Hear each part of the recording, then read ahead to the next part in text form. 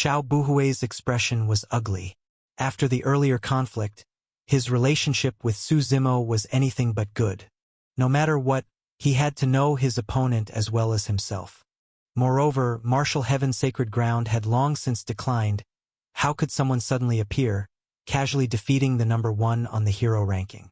With such strength, even on the overlord ranking, he would surely hold a place.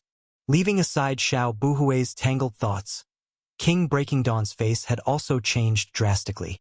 Defeated, and defeated so utterly. For a moment he felt disheartened. Looking toward King Star River, he said with self-mockery, "You hit it deep, King Star River." But King Star River said nothing, for even he hadn't foreseen such a turn. Since it was best of 3, and the Star River God Dynasty has won too, the right to this mystic realm belongs to you, Fatty Wong said with a smile. Congratulations, King Star River. Hardly, King Star River replied modestly. He cast a look at the second prince.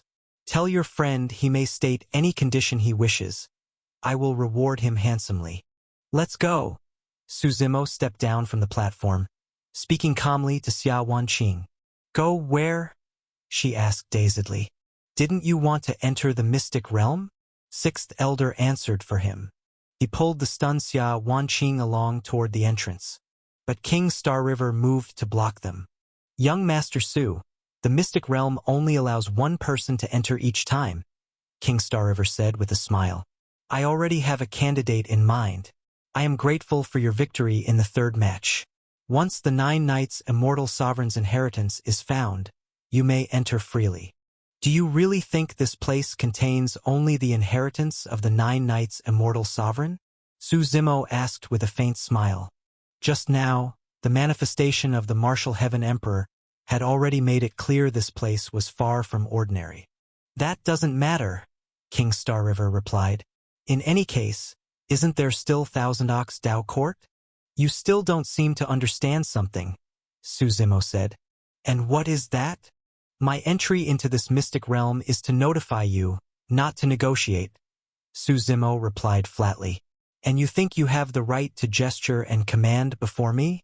Perhaps Star River God Dynasty has enjoyed its peace too long. As for Thousand Ox Dao Court, send Hidden Ox Emperor himself if you want to talk. Presumptuous. You dare speak the name of our ancestor. Xiao Buhui glared at Su Zimo, his voice sharp. Su Zimo lifted his head, meeting his eyes calmly. My patience is limited. Do you not intend to leave here alive? Don't mind him. Fatty Wong quickly stepped in as peacemaker. Please go ahead. We won't interfere. Luor, were these people your guests? King Star River's face had grown dark as he turned to second Prince Chen Luo. Father, I swear I don't know anything. Chen Luo was nearly in tears. The swing from despair to joy had been too much. What seemed a sure defeat had turned into victory. But before he could even celebrate, Su Zimo was already clashing with everyone present. Let's go. If I hear even one more objection, believe me, you'll all be corpses, Su Zimo said coldly.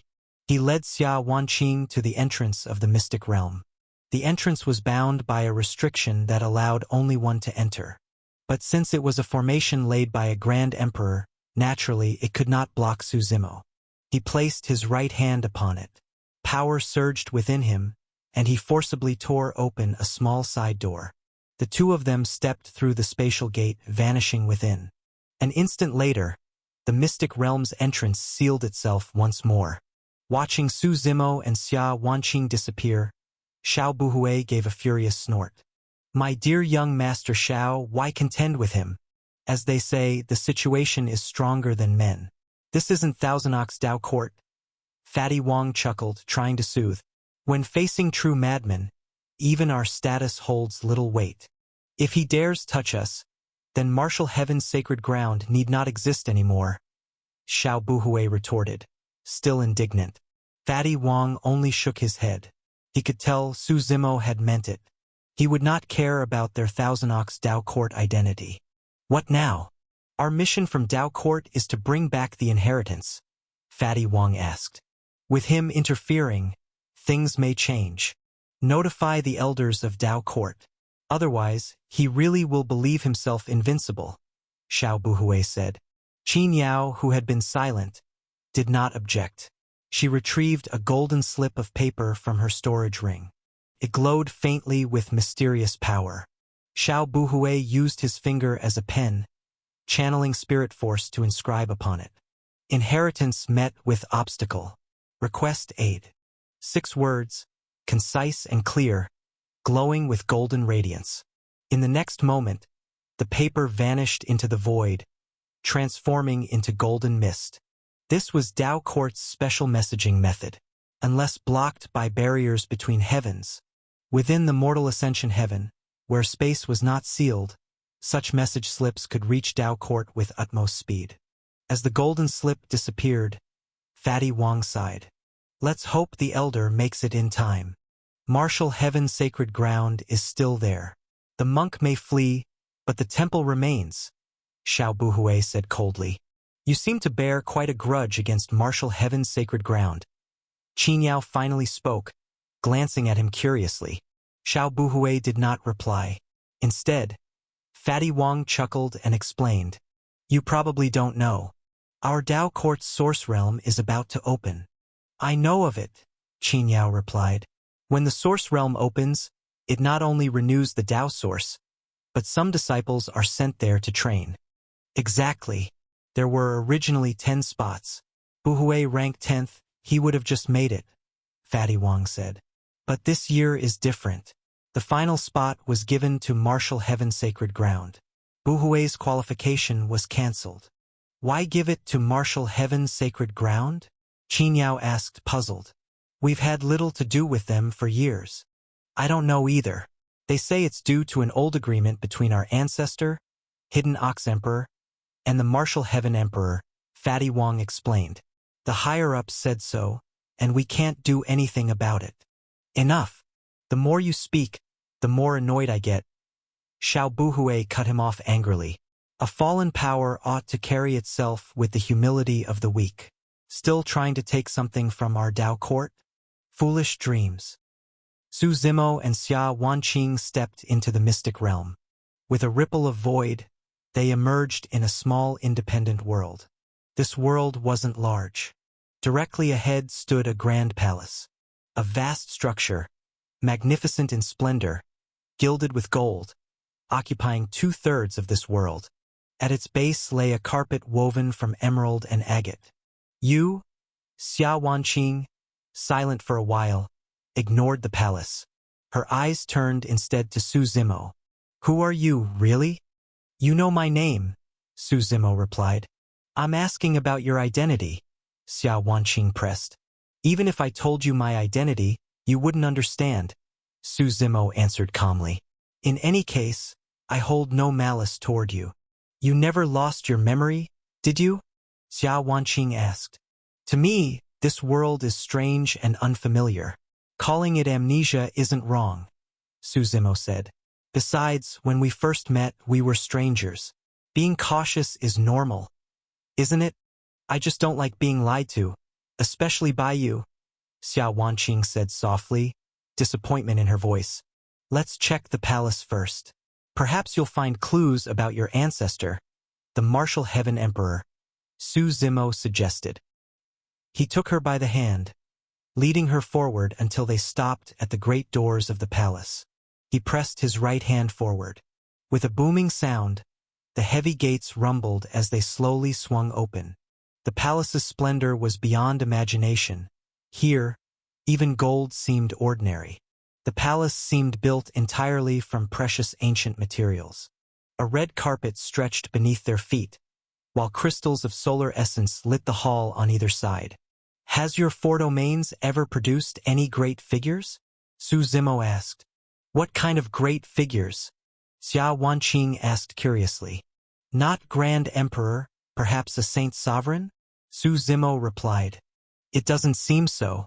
In my memory, not just the 4 domains, even the entire mortal ascension heaven, has produced only one Saint Sovereign.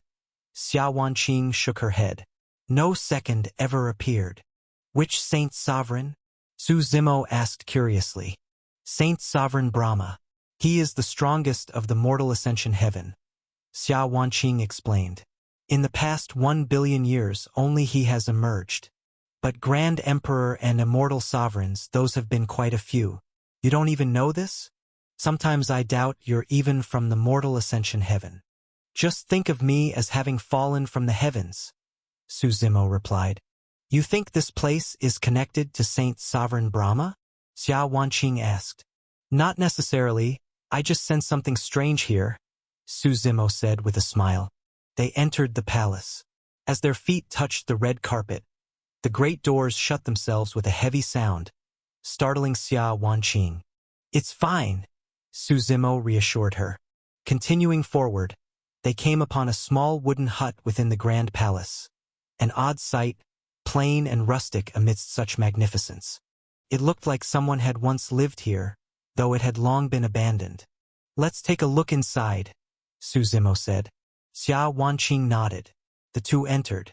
Inside was simple. A stone bed, a table, a few stools, nothing more. On one wall hung a rolled-up painting. What's this? Xia Wanqing asked, curiosity piqued. She slowly unrolled it.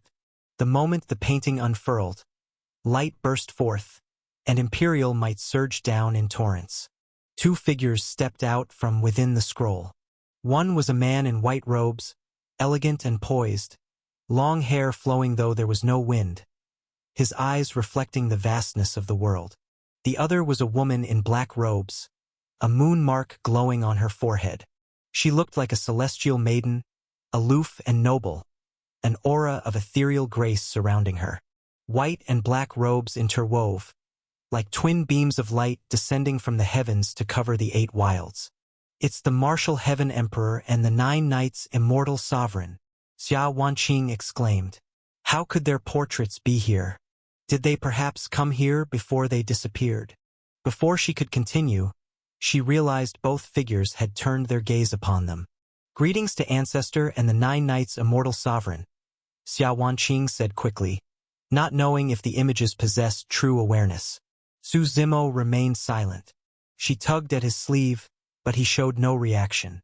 You're a disciple of Martial Heaven?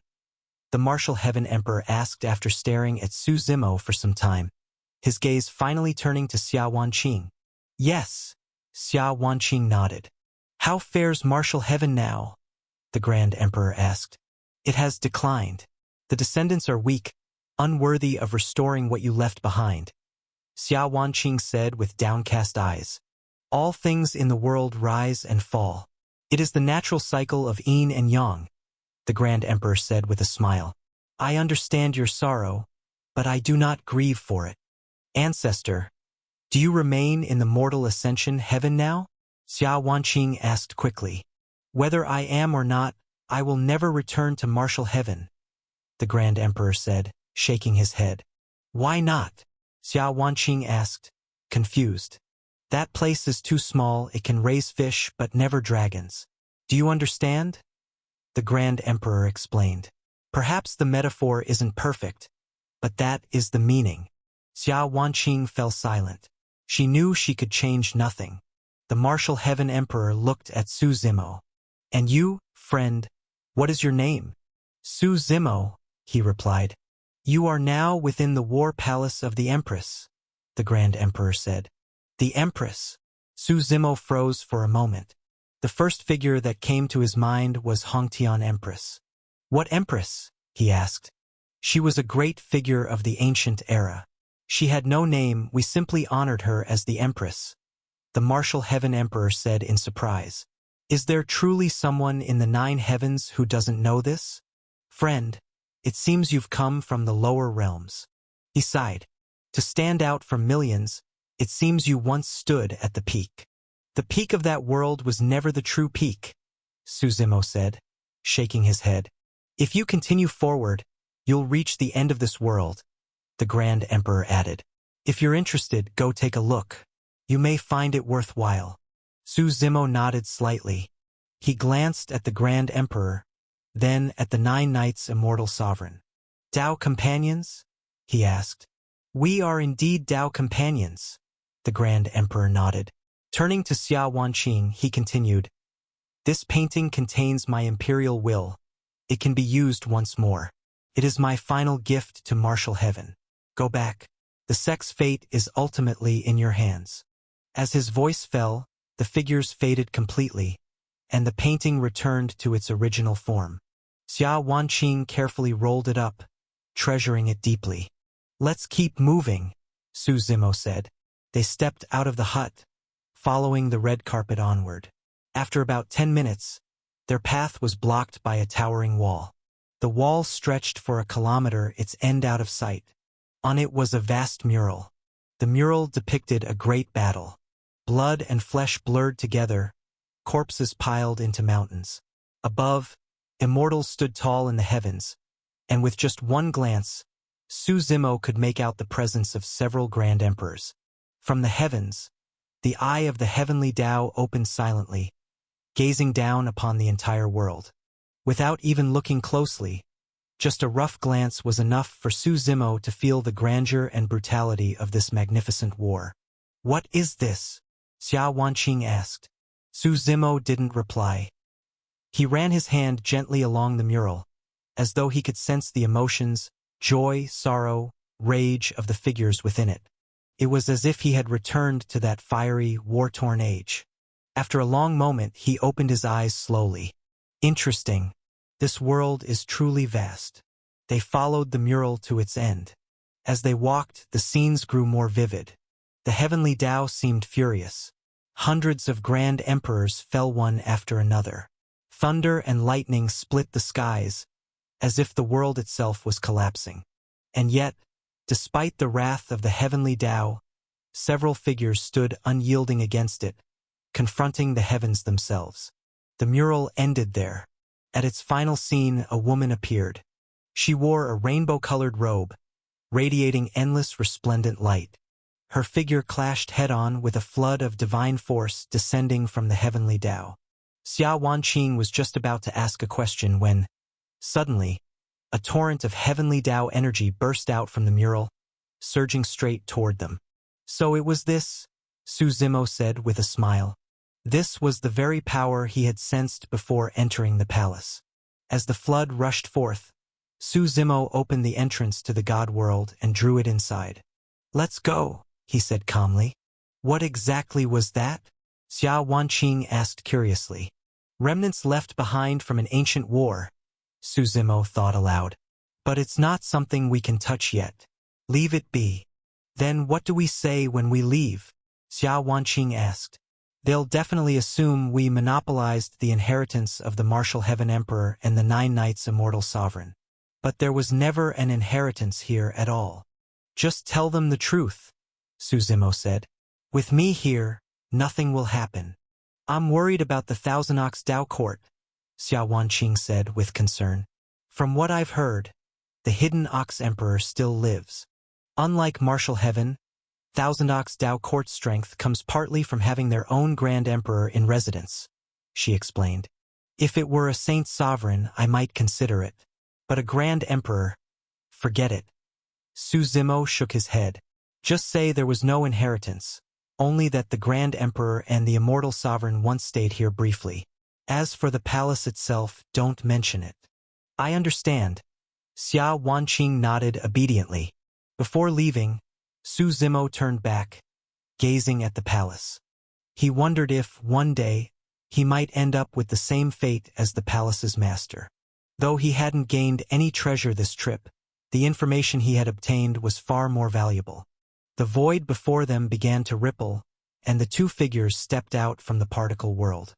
Before leaving completely, Su Zimo waved his hand and exiled the particle world into the void. To exile a world meant casting it adrift into the vast emptiness. The void was everywhere, and time and space were the most fundamental components of all existence. Perhaps one day this little world would appear elsewhere, or perhaps it would be lost forever.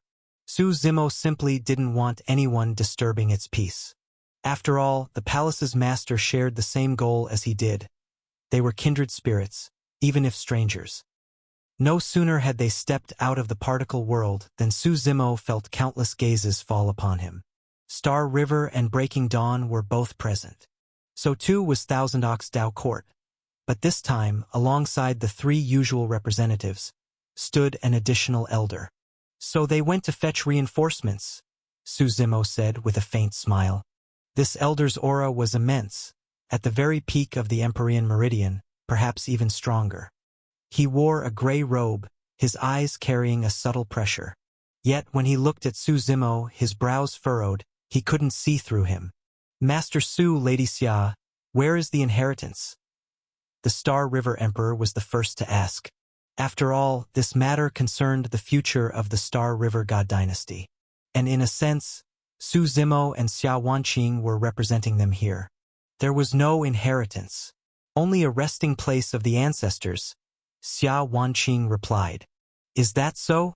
Then I'll have to see for myself, the Star River Emperor said. The particle world has already vanished. If the Star River Emperor can still find it, I won't object, Su Zimo answered. Master Su, don't you think you're being excessive? The Star River Emperor said with narrowed eyes. That particle world was discovered together, and it lies within Dao Court's territory. Do you truly intend to swallow the inheritance alone? I already said there was no inheritance. Can't you understand plain words? Su Zimo retorted. Then allow us to search your body. The Star River Emperor began. But before he could finish, Su Zimo's gaze swept over him. The Emperor coughed up blood violently, collapsing to the ground. Master Su, even if you're strong, can you really be stronger than Dao Court itself? The Star River Emperor gritted his teeth, forcing himself back to his feet. He was scheming. With Dao Court backing him, if he performed well here, perhaps when Dao Court absorbed the two empires, his side would be favored. This young master. Just then, the elder from Thousand Ox Dao Court stepped forward. Our Dao Court has ties with martial heaven. We have no wish to make things difficult for you. Hand over the inheritance, and nothing will have happened here. How about it? Seeing Su Zimo being hounded, Xia Wanqing grew indignant. She stepped forward. We already told you, there is no inheritance. No matter how you pressure us, we cannot hand over something that doesn't exist. If you truly refuse to let this go, then we'll fight to the death. You, martial heaven, are qualified to fight us to the death? Xiao Buhui sneered. Xia Wanqing glared at him. Slowly, she pulled out the scroll left behind by the martial heaven emperor. The instant it unfurled, Imperial will surged into the heavens. From within the painting, a figure strode forth, tearing through the sky. Brilliant radiance of a grand emperor spread endlessly. It's the martial heaven emperor, the Star River Emperor gasped. And you still say you didn't obtain an inheritance?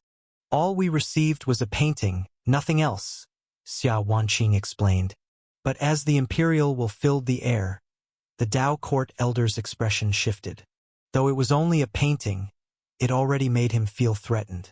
The might of a grand emperor was truly terrifying. His expression flickered uncertainly, then he let out a quiet laugh. Miss Xia, if you have something to say it properly. Why bring out the Grand Emperor? The imperial intent within this painting is limited. Every use consumes it, the elder of Thousand Ox Dao Court said calmly.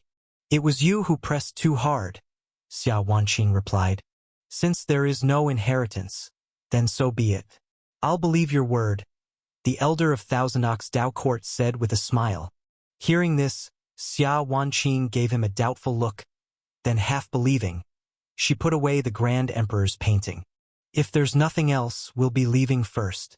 Staying here makes me uneasy, she said. The people of Thousand Ox Dao Court looked toward their elder. Since he made no move, they didn't block her way. Xia Wanqing then led the sixth elder and the others away. Miss Xia, perhaps it won't be long before we meet again. The elder of Thousand Ox Dao Court suddenly chuckled. Xia Wanqing glanced at him once, then ignored him completely. Only when her figure disappeared did Xiao Buhui finally lose patience and ask, Elder Zhou, they must have the inheritance. Why let them go so easily? If that emperor's painting were to be unleashed, would you be able to deal with it? Elder Zhou countered. I'll go report to the sect right now and request someone stronger to handle it, Xiao Buhui said. Save your effort. Matters like this shouldn't be forced. They must be won through wisdom. Elder Zhou shook his head. Regardless of whether Xia Wanqing truly had an emperor's inheritance. If not, pressing harder would be pointless. If yes, then martial heaven, which has declined for so long, might just have a chance to rise again. It was slim. Thinking a single inheritance could restore a fallen sect was far-fetched. But it was still a sliver of hope. And such hope would never be handed over easily. What about Star River and Breaking Dawn? How should we handle them? Xiao Buhui asked. The matter of the two empires merging was still unresolved. Leave it for now. Let the Grand Elder decide. Elder Zhou said with a laugh. It's not something I need to trouble myself with. On the way back to the sect, everyone was heavy with thoughts. No one spoke. Li Xiaoyuan wanted to say something, but after glancing at Su Zimo, he swallowed the words. Su Zimo's display of strength earlier had shaken him too deeply. Sixth Elder? Do you know something? Xia Wanqing asked, turning toward him. Among martial heaven's elders, most harbored their own agendas, at odds with the sacred lord, paying lip service at best. Only the sixth elder was a direct loyalist of her grandfather. That was why she had arranged for him, not the Grand Elder, to lead this expedition. The sacred lord once told me this must be kept secret, the sixth elder said after some thought. The Dao source of Thousand Ox Dao Court is about to open. According to the old agreement, we have one slot to enter. The land of the Dao source, Xia Wanqing murmured. Every Dao court possessed a Dao source. It was the very foundation of a sect. The matter of Dao source was complex. Simply put, a sect is established within the domain of a Dao source. Everything under its influence flourishes. 4 seasons are like spring. Spirit force flows endlessly. Immortal trees sprout. Rare beasts are born. Children born within a Dao source are naturally gifted, with innate spirit roots. The existence of a Dao source marks a leap in essence for a sect. Even a barren mountain, with the blessing of a Dao source, could be transformed into a sacred immortal mountain. That, however, was only one of its functions.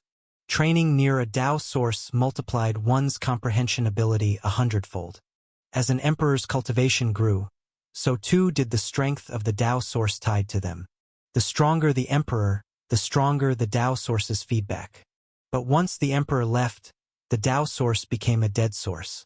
Every use consumed it. One day it would be exhausted and destroyed. That was the cycle of a Dao source, from birth to decline. The natural rise and fall of all things. Yet if a sect produced a new emperor, the Dao source could be reawakened. Hearing of the Dao source, Li Xiaoyuan's eyes lit faintly. But when he glanced at Xia Wanqing, he sank back into thought. So Xiao Buhui's hostility toward us must be over that slot. Xia Wanqing realized quickly. They had no real grudge with Thousand Ox Dao Court before. In this world, there was never love or hate without reason. You should be honest with the elders. In that mystic realm, did you meet our ancestor? The sixth elder asked. For martial heaven, the martial heaven emperor was too important. Sixth elder, you don't believe me either? Xia Wanqing sighed. We only encountered an emperor's painting. But I did see the remnant consciousness left by our ancestor. What did he say? The sixth elder asked eagerly. Where is he now? Will he return to the sect? Did you tell him of our current plight? Seeing the elder so worked up, he was stumbling over his words. Xia Wanqing shook her head gently.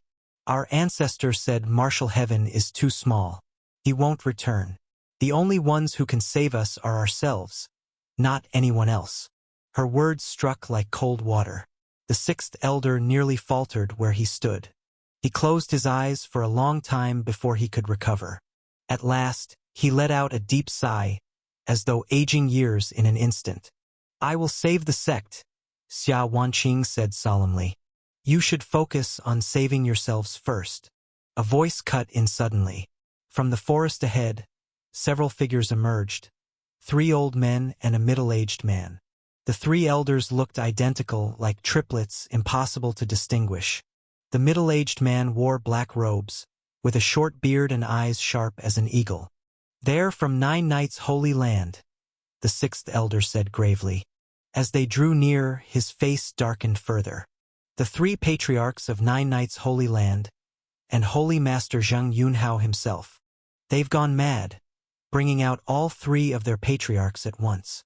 No wonder when we first left, we heard Nine Nights' Holy Land had arrived before us, yet we never saw them. They must have been lying in ambush along the road back." Su Zimo chuckled. So, the Martial Heaven Emperor and the Nine Nights Immortal Sovereign were Tao companions. Yet their sects became mortal enemies. How ironic.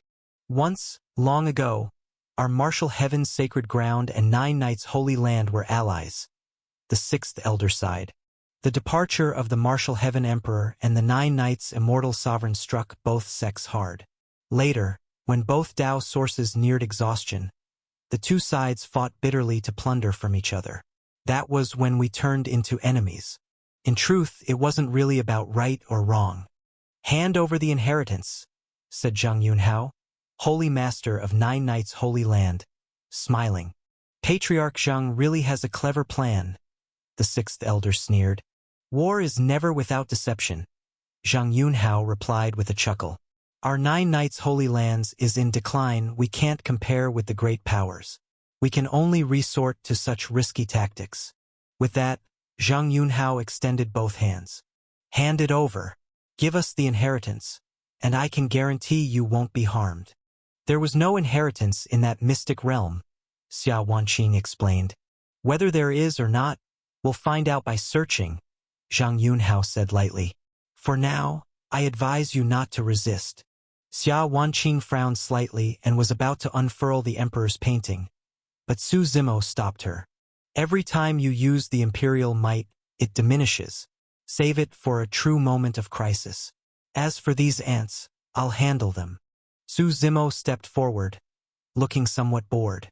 "Young brat, your confidence is amusing," said the leftmost of the three old ancestors of the three talents. The so-called three talents were heaven, earth, and man. The three stepped forward, their auras overwhelming, their long robes fluttering in the wind. Three long swords, each of a different attribute, floated in the void. "Will you surrender quietly, or must we take action?" asked one of the three talents' old ancestors. "All of you, come at once." Su Zimo waved lazily and smiled. The three exchanged glances, slightly enraged. With a sharp shout, each grasped their three talents' sword and descended, surrounding Su Zimo. The three swords radiated dazzling light. Together they formed a triangular pattern, enclosing Su Zimo inside. This was the embodiment of three Taos: the Tao of heavenly mechanism, the Tao of Earth's veins, and the Tao of the human realm. Three Taos made three lines, and three lines formed one hexagram. The three Taos blazed with brilliance, shaking heaven and earth. The swords then slashed at Su Zimo from all directions. Su Zimo only smiled. He lifted a hand, and a mighty force rippled out. In the next instant, three shattering cracks rang out. The heaven, earth, and man's swords all broke in front of him. The three talents' old ancestors coughed up foul blood and were flung backward. Old ancestors! Zhang Yunhao's expression changed drastically as he rushed forward to support them.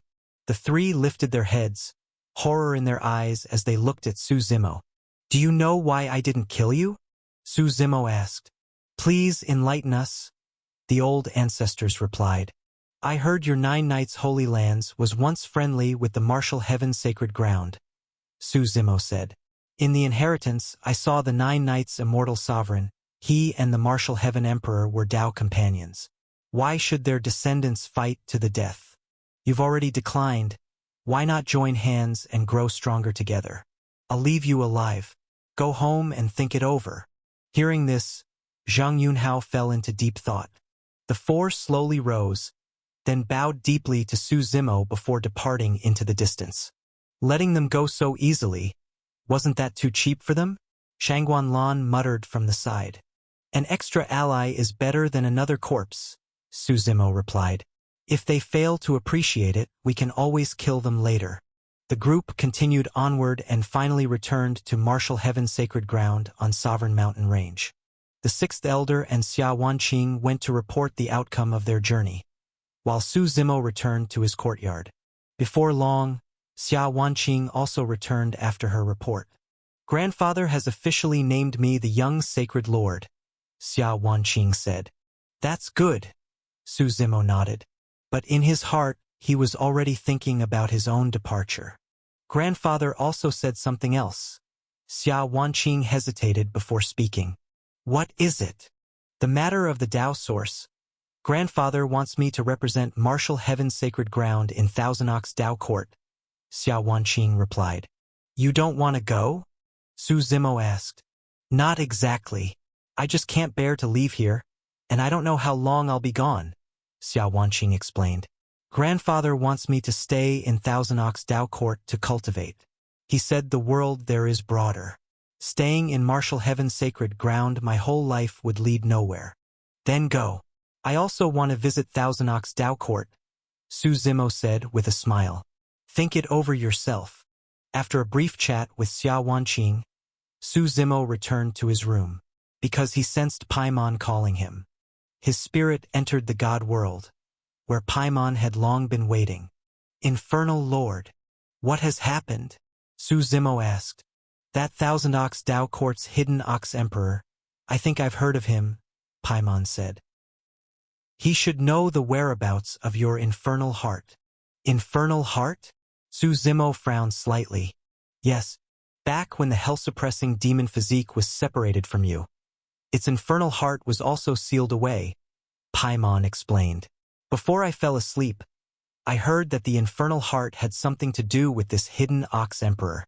Then it seems I must go to Thousand Ox Tao Court," Su Zimo chuckled. "Also, beware of the so-called Celestial Citadel," Paimon warned. "I suspect they are tied to the Heavenly Court." "I understand," Su Zimo nodded. After chatting with Paimon for a while, he returned to cultivation. As night fell and darkness deepened, Su Zimo slowly opened his eyes.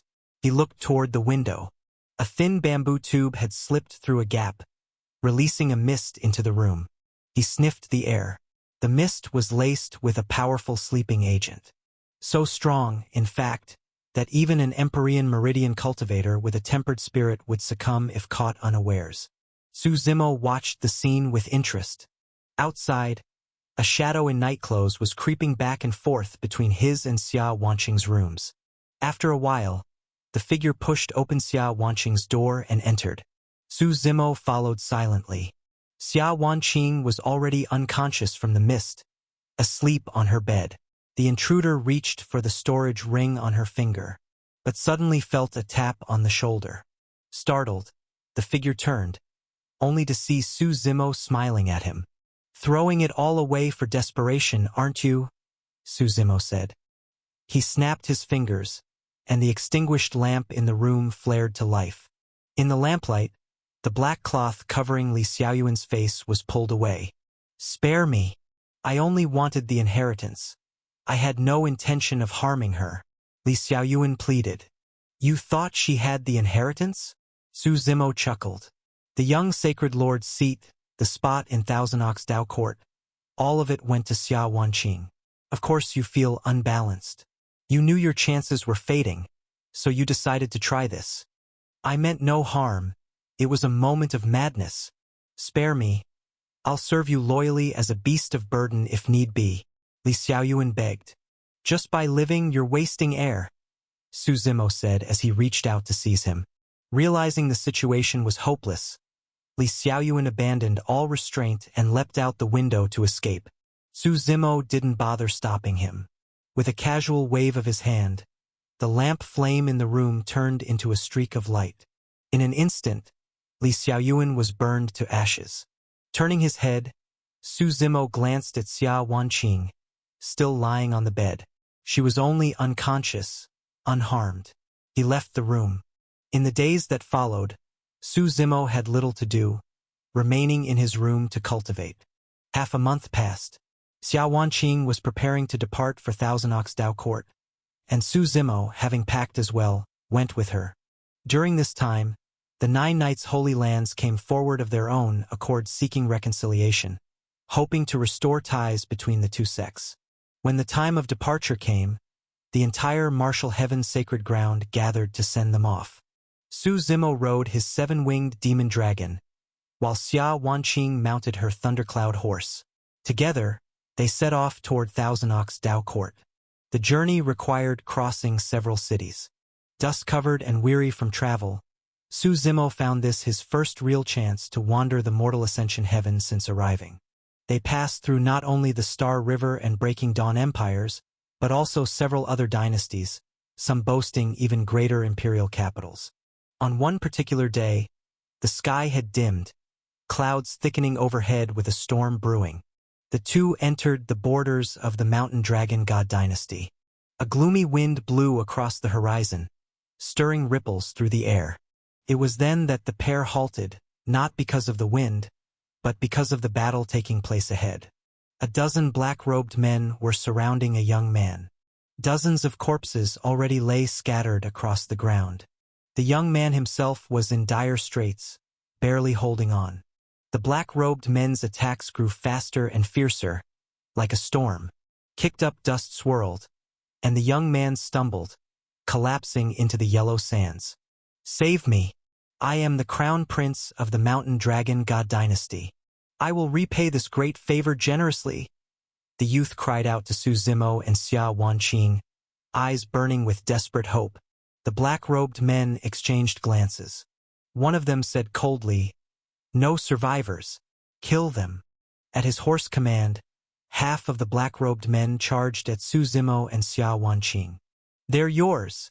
Su Zimo ordered the 7-winged demon dragon beneath him. The dragon roared. Only then did everyone notice the beast he was riding was no ordinary mount, but an Empyrean Meridian realm monster. Faces turned pale. Some tried to flee, but it was too late. The 7 wings beat furiously, stirring up a storm of sand. A violent sandstorm condensed, sweeping outward with a thunderous boom. The black-robed men were sent flying, several torn to pieces by the raging winds. "Lord Qianqiu, save me!" cried the leader of the assassins. Just then, from the void above, a colossal hand stretched forth, its oppressive might of the God Meridian realm pressing down. The giant hand pinned the 7-winged demon dragon in place, but only for a moment before it vanished. Su Zimo looked up. A figure had appeared in the sky. It was a Taoist, as if he had stepped out of a Taoist temple. Taoist sounds swirled around him, black hair flowing like silk, giving him the air of a refined old Taoist master. Zhang Qianqiu lowered his head. He ignored the dragon, instead fixing his gaze on Su Zimo. "Respected one, we mean no offense," he said. He couldn't see through Su Zimo's cultivation, but anyone who could use an Empyrean Meridian beast as a mount was at least as strong as himself, a God Meridian powerhouse. Thus, Zhang Qianqiu dared not show arrogance. "You may leave," he continued. "It was my subordinates who acted rashly." Su Zimo smiled faintly. "Better if you come down to speak. I don't like being looked down upon from above." As his words fell, Su Zimo pulled at the void with his right hand. Zhang Qianqiu felt an irresistible force seize him. The sky cracked open, and his body was thrown down, smashing into the ground.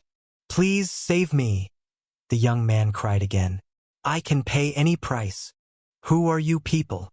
Su Zimo asked, looking at Zhang Qianqiu. "They're from the Ancient Order. I was on my way to Thousand Ox Dao Court to study, when they ambushed me." The youth interjected quickly. "Ancient Order," Su Zimo murmured. Perhaps fearing Su Zimo wasn't familiar, Xia Wanqing explained from the side. "The Ancient Order is, apart from the Celestial Citadel, the most powerful organization in the mortal ascension heaven.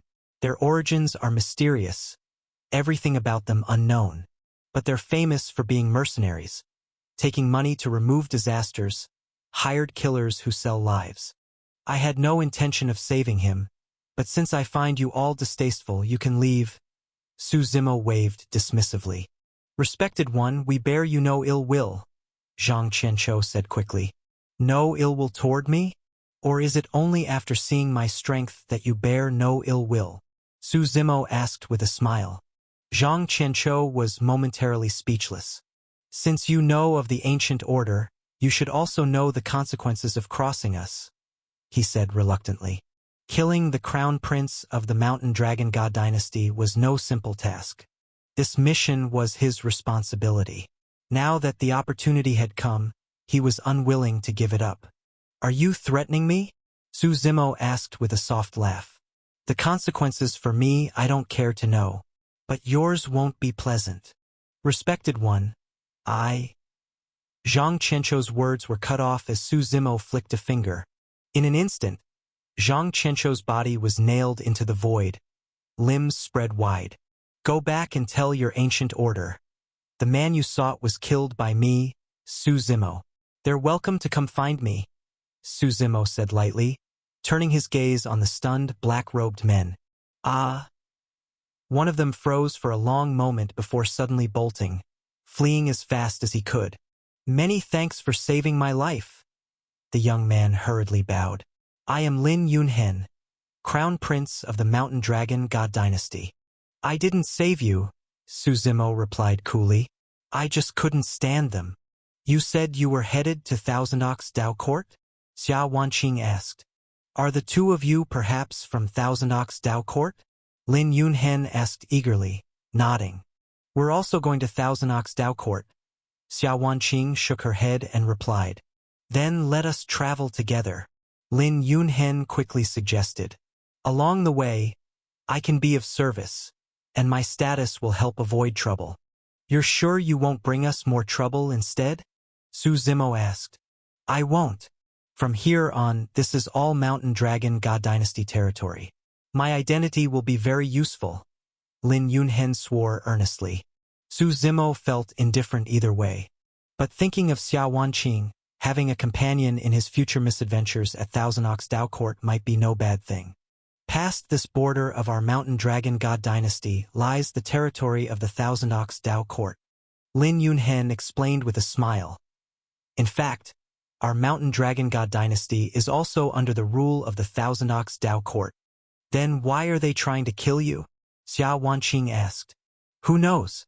The people of the ancient order always take money and never ask questions, Lin Yunhen replied. But whatever the reason, since you saved me, if there's ever a time I can be of service, just say the word. Su Zimo shook his head with a faint smile as night fell. The sky darkened, and drizzle began to fall, carried by gusts of wind and sand so thick it stung the eyes. Do you know if there's anywhere nearby to rest? Su Zimo asked. There's Green Serpent City up ahead, though it's a bit far. Lin Yunhen thought for a moment and answered. Then let's ride the demonic dragon. Our speed will be faster, Su Zimo suggested. Both nodded, carefully climbing onto the back of the seven-winged demonic dragon. With a thunderous roar, the beast lifted them skyward. In no time, the massive silhouette shrank into a black dot against the heavens. Green Serpent City was not a human city. It was the domain of the Green Serpent race. They were half human, half serpent, human from the waist up, but serpent from the waist down. The Green Serpent race had long been on good terms with humans. They accepted Mountain Dragon God Dynasty's rule, and humans were allowed to visit their city.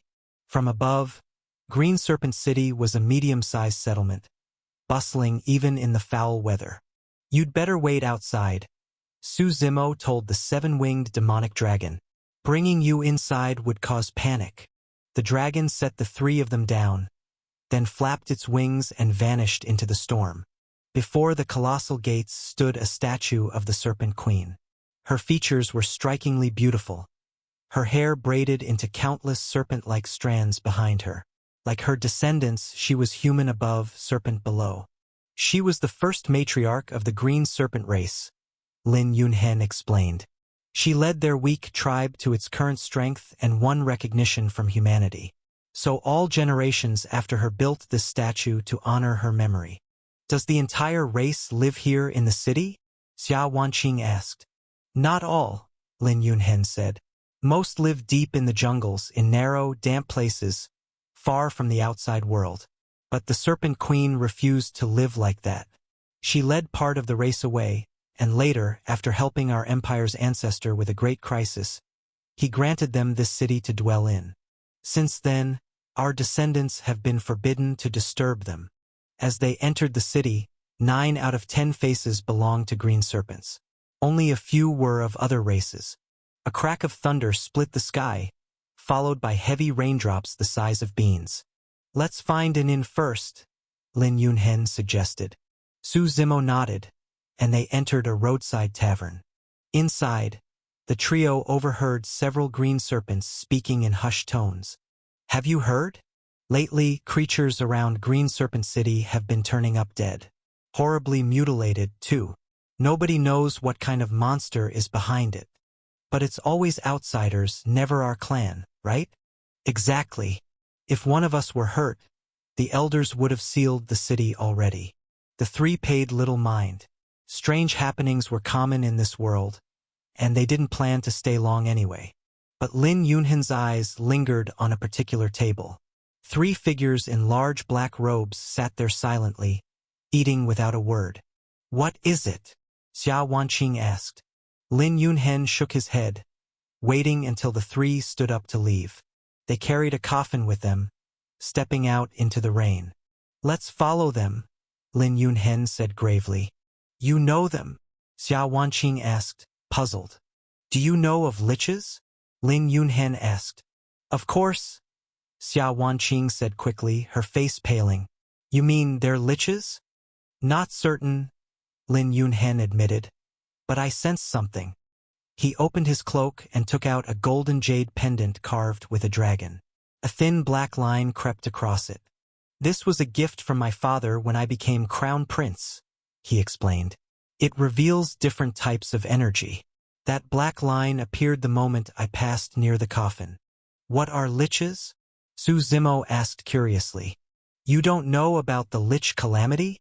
Lin Yunhen stared at him in disbelief. "He lost his memory," Xia Wanqing quickly explained. "He doesn't know many things." Turning to Su Zimo, she added, "Long ago, our mortal ascension heaven suffered a disaster known as the Lich Calamity. It was only suppressed under the leadership of the Saint Sovereign Brahma. Since then, the mortal ascension heaven has had a rule: capture any surviving liches at all costs." "We should investigate," Lin Yunhen said. "If Green Serpent City is tied to liches, it'll be serious. This is Mountain Dragon God Dynasty's territory, so we'll bear the consequences first." Xia Wanqing nodded gravely. Su Zimo hadn't intended to meddle, but followed them out anyway. Outside, the storm poured relentlessly. Streets turned into rivers, but the Serpentine townsfolk walked calmly, indifferent to the rain. "There," Lin Yunhen pointed. The black-robed men vanished around a corner. "Don't get too close, we don't want to alert them," Xia Wanqing warned. The 3 trailed them for 10 minutes until the robed men stopped at a courtyard. They knocked in a rhythm as if a code. The gates opened, and another robed man appeared. He scanned the area, then ushered them inside, coffin and all. "They went in," Lin Yunhen said. "What do we do?" "You're the crown prince of Mountain Dragon God Dynasty," Xia Wanqing said. "Just go to the city lord and order him to search this place. If the city lord is colluding with them, we'll only spook them," Lin Yunhen replied. "You 2 stay here," Su Zimo said. "I'll check inside." With his strength, he could approach unnoticed. But his companions might not be so lucky. "Then we'll leave it to you," Lin Yunhen said. Su Zimo stepped out. His figure blurred into the downpour, vanishing into the void. His figure walked through the void. The void was utterly silent, without the faintest ripple. Su Zimo passed through the courtyard, glancing downward. The courtyard was vast, yet completely empty. After searching carefully, he discovered a hidden mechanism beneath it. There was a secret chamber. He saw with his own eyes as the man in black removed his cloak, revealing his true face. How to describe it? It looked like some grotesque fusion of human and beast, a monster of neither one kind nor the other. His face was covered in blue fur, his mouth shaped like an eagle's, triangular in form. But his nose and eyes were no different from a human's. His hands, however, were like talons, claws half a meter long, able to extend and retract at will. "So this is a lich," Suzimo murmured. He could sense the power within the creature.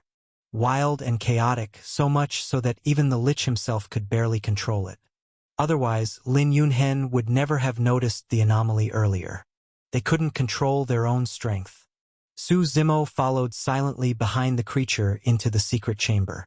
Hidden in the void, he could not be discovered unless the other broke the void itself. And the liches he had encountered so far, the strongest among them was only of the Saint Vane realm. Even if he stood right behind them, they probably wouldn't sense him. Down the pitch-black staircase they went. At last, Suzimo saw the inside of the secret chamber.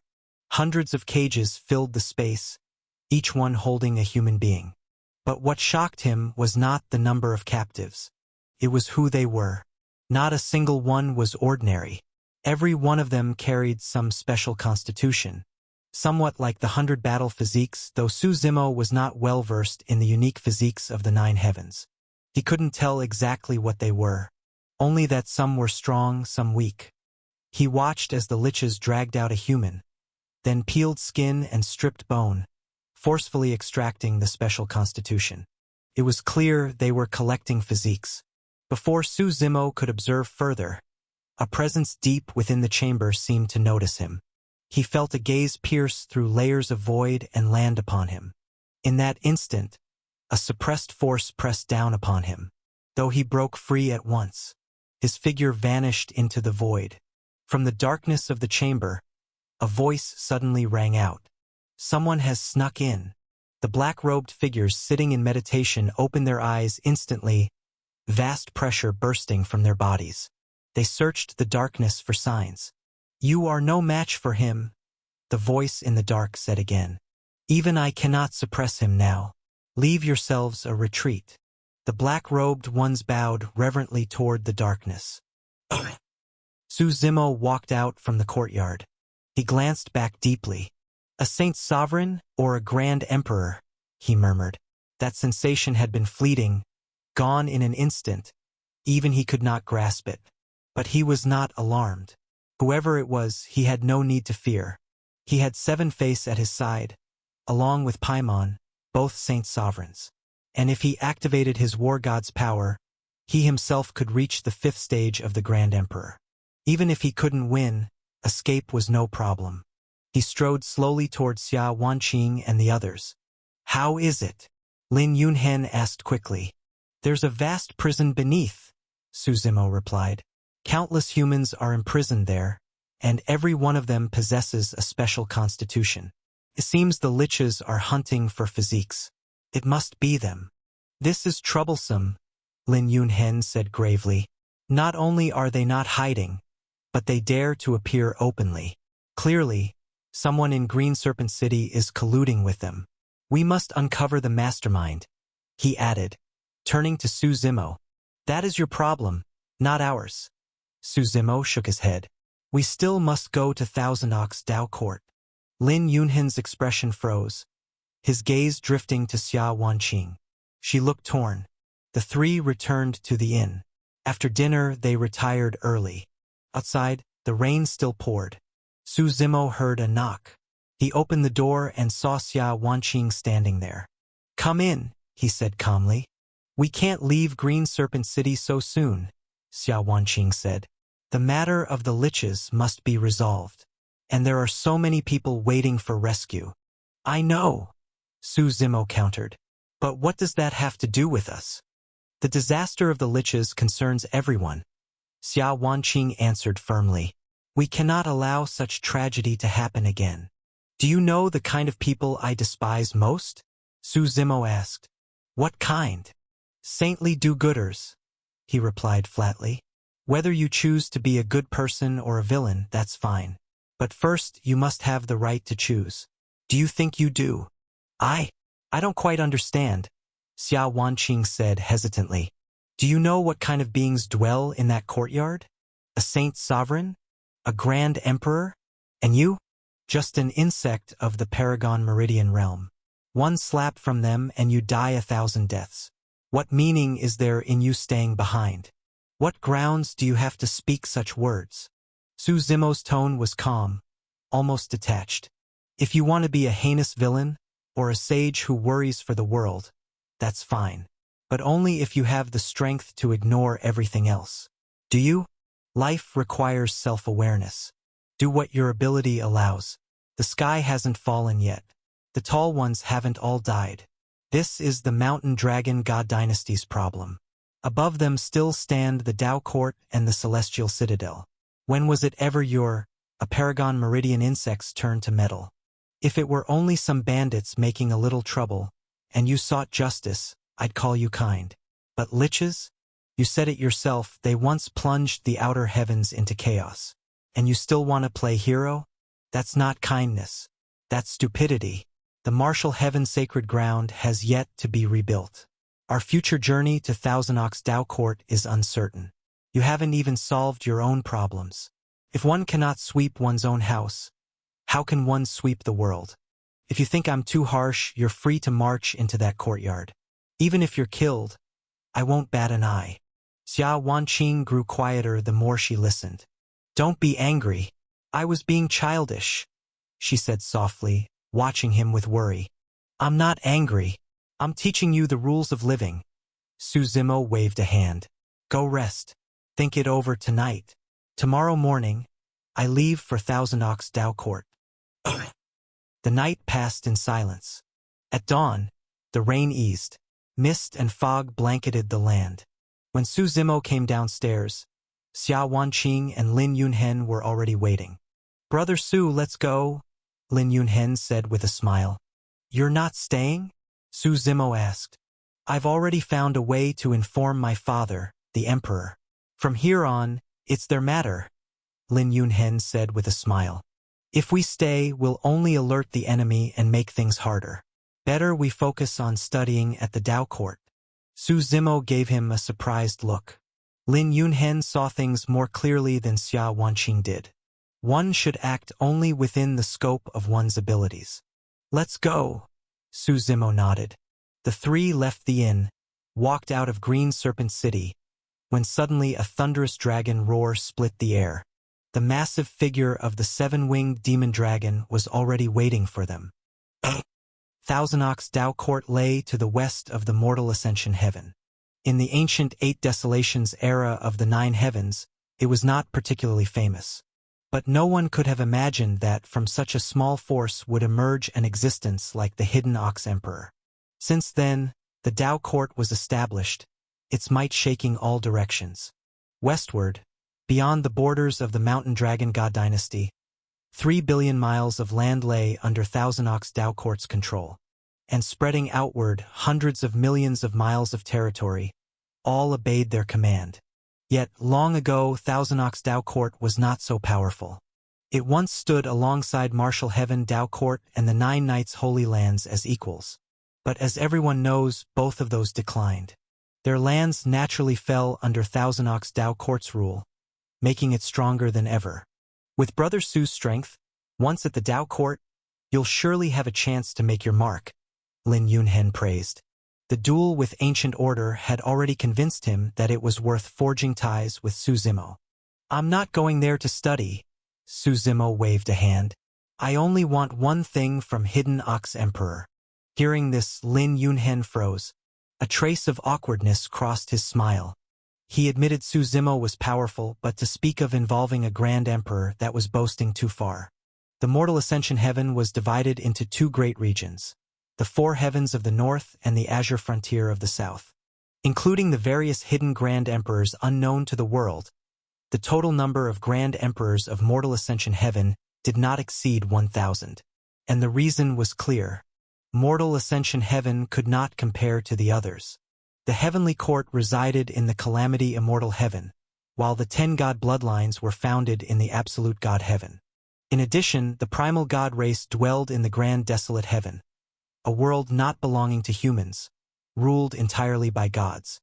As for Mirage Tide's heaven, it was the final destination of death. It is said that when living beings in this world die, Their souls drift of their own accord into the mirage tide's heaven. There lies the boundary of life and death, leading directly to the grand Tao. There one may reincarnate. But these were only legends, for only the dead could enter the mirage tide's heaven. Aside from these 5, there were 4 more: the God-fiend abyss heaven, the inferno crucible heaven, the ghost god heaven, and the azure mystic heaven. Together, these formed the outer heavens, vast beyond measure. Each heaven had its own defining traits. Only the mortal ascension heaven was a patchwork of all things, a great hodgepodge. In the mortal ascension heaven, grand emperors were revered above all. Even the emergence of a saint sovereign would be hailed as the pride of the mortal ascension heaven. But Su Zimo had no reputation. No one had heard of his deeds. Naturally, Lin Yunhen thought he was joking. "Have you ever been to the Tao court?" Xia Wanqing asked Lin Yunhen curiously. "When I was very young, I followed my father there once, but I barely remember." Lin Yunhen smiled. "You're the crown prince. Yet even for you it's difficult to visit?" Xia Wanqing asked, surprised. "Even a dynasty is nothing," Lin Yunhen explained. "Under Thousand Ox Tao Court's dominion alone, there are 70,000 god dynasties. Ordinary Tao courts wouldn't be so powerful and influential, but here in the West, because Martial Heaven and 9 Knights declined, Thousand Ox Tao Court became the sole overlord. But being the only overlord isn't necessarily a good thing," Su Zimo interjected. "Prosperity must always be followed by decline. That's the unchanging cycle of all things since ancient times. I don't see decline. On the contrary, Thousand Ox Tao Court has only grown stronger in recent years," Lin Yunhen said. "In all the years they've ruled the West, have they produced a second grand emperor?" Su Zimo countered. "No." Lin Yunhen shook his head slightly. "Then there you have it. Without advancing in the highest realm, all their middle-tier strength is but an illusion," Su Zimo said with a soft laugh. Lin Yunhen did not argue further. There was little point. After about 7 days, the 3 crossed the border of the Mountain Dragon God dynasty and arrived before Thousand Ox Tao Court. Tao courts were different from other sects or forces. Most sects chose mountains rich in spirit force for their gates. That was best for their disciples. But Tao courts didn't need to consider that. With the presence of a Tao source, even a barren mountain could be remade into an immortal dwelling. Thousand Ox Tao Court size exceeded Su Zimo's imagination. The Tao Court spanned roughly 100 million square miles. Even its outer court alone rivaled the strongest imperial lineages of the primordial heartlands. Not to mention the inner court and core areas. Most disciples within flew through the skies or rode strange beasts. The grounds were simply too vast. Thousand Ox Tao Court is most famous for its 30,000 immortal mountains and 30,000 immortal caves, Lin Yunhen explained eagerly. Not only elders, even core disciples each have their own mountain and cave dwelling. The stronger they are, the closer their residence lies to the Tao source. Remember, this is their stronghold. We should avoid unnecessary conflict, Xia Wanqing said softly to Su Zimo, worry in her eyes. She knew his temperament, that he would never back down. I have my own plans, Su Zimo smiled. He raised his head. On both sides of the Tao Court's path grew immortal trees of countless kinds. Above, god beasts often spread their wings, while prodigies rode swords through the sky. The great gates towered into the clouds. It was all solemn, magnificent, and otherworldly. Everyone says the Tao Court surpasses all, greater than anything in the mortal world. Lin Yunhen laughed heartily. The 3 ascended the steps toward the gates. There were 11,111 steps in total. Su Zimo was about to take flight but was stopped by Lin Yunhen. Brother Su, please stop, Lin Yunhen explained. Outsiders entering the Tao Court for the first time must walk the Tao steps. Otherwise, it's considered an insult. Once we're admitted, then we may fly. Su Zimo shook his head with a smile. He didn't wish to trouble the other 2. The Tao steps held a peculiar force. Each step brought down pressure not on the body, but on the soul. By the time one finished, one felt immeasurably small, while the Tao Court loomed vast and boundless. Please inform them, the crown prince of the Mountain Dragon God dynasty has come to pay his respects and study, Lin Yunhen said humbly. At the gates stood two young men in green robes. Their eyes burned with light, carrying faint arrogance. Even gatekeepers of the Dao court were revered by countless people outside. Who are they? The disciple on the left asked coldly, glancing at Su Zimo and the others.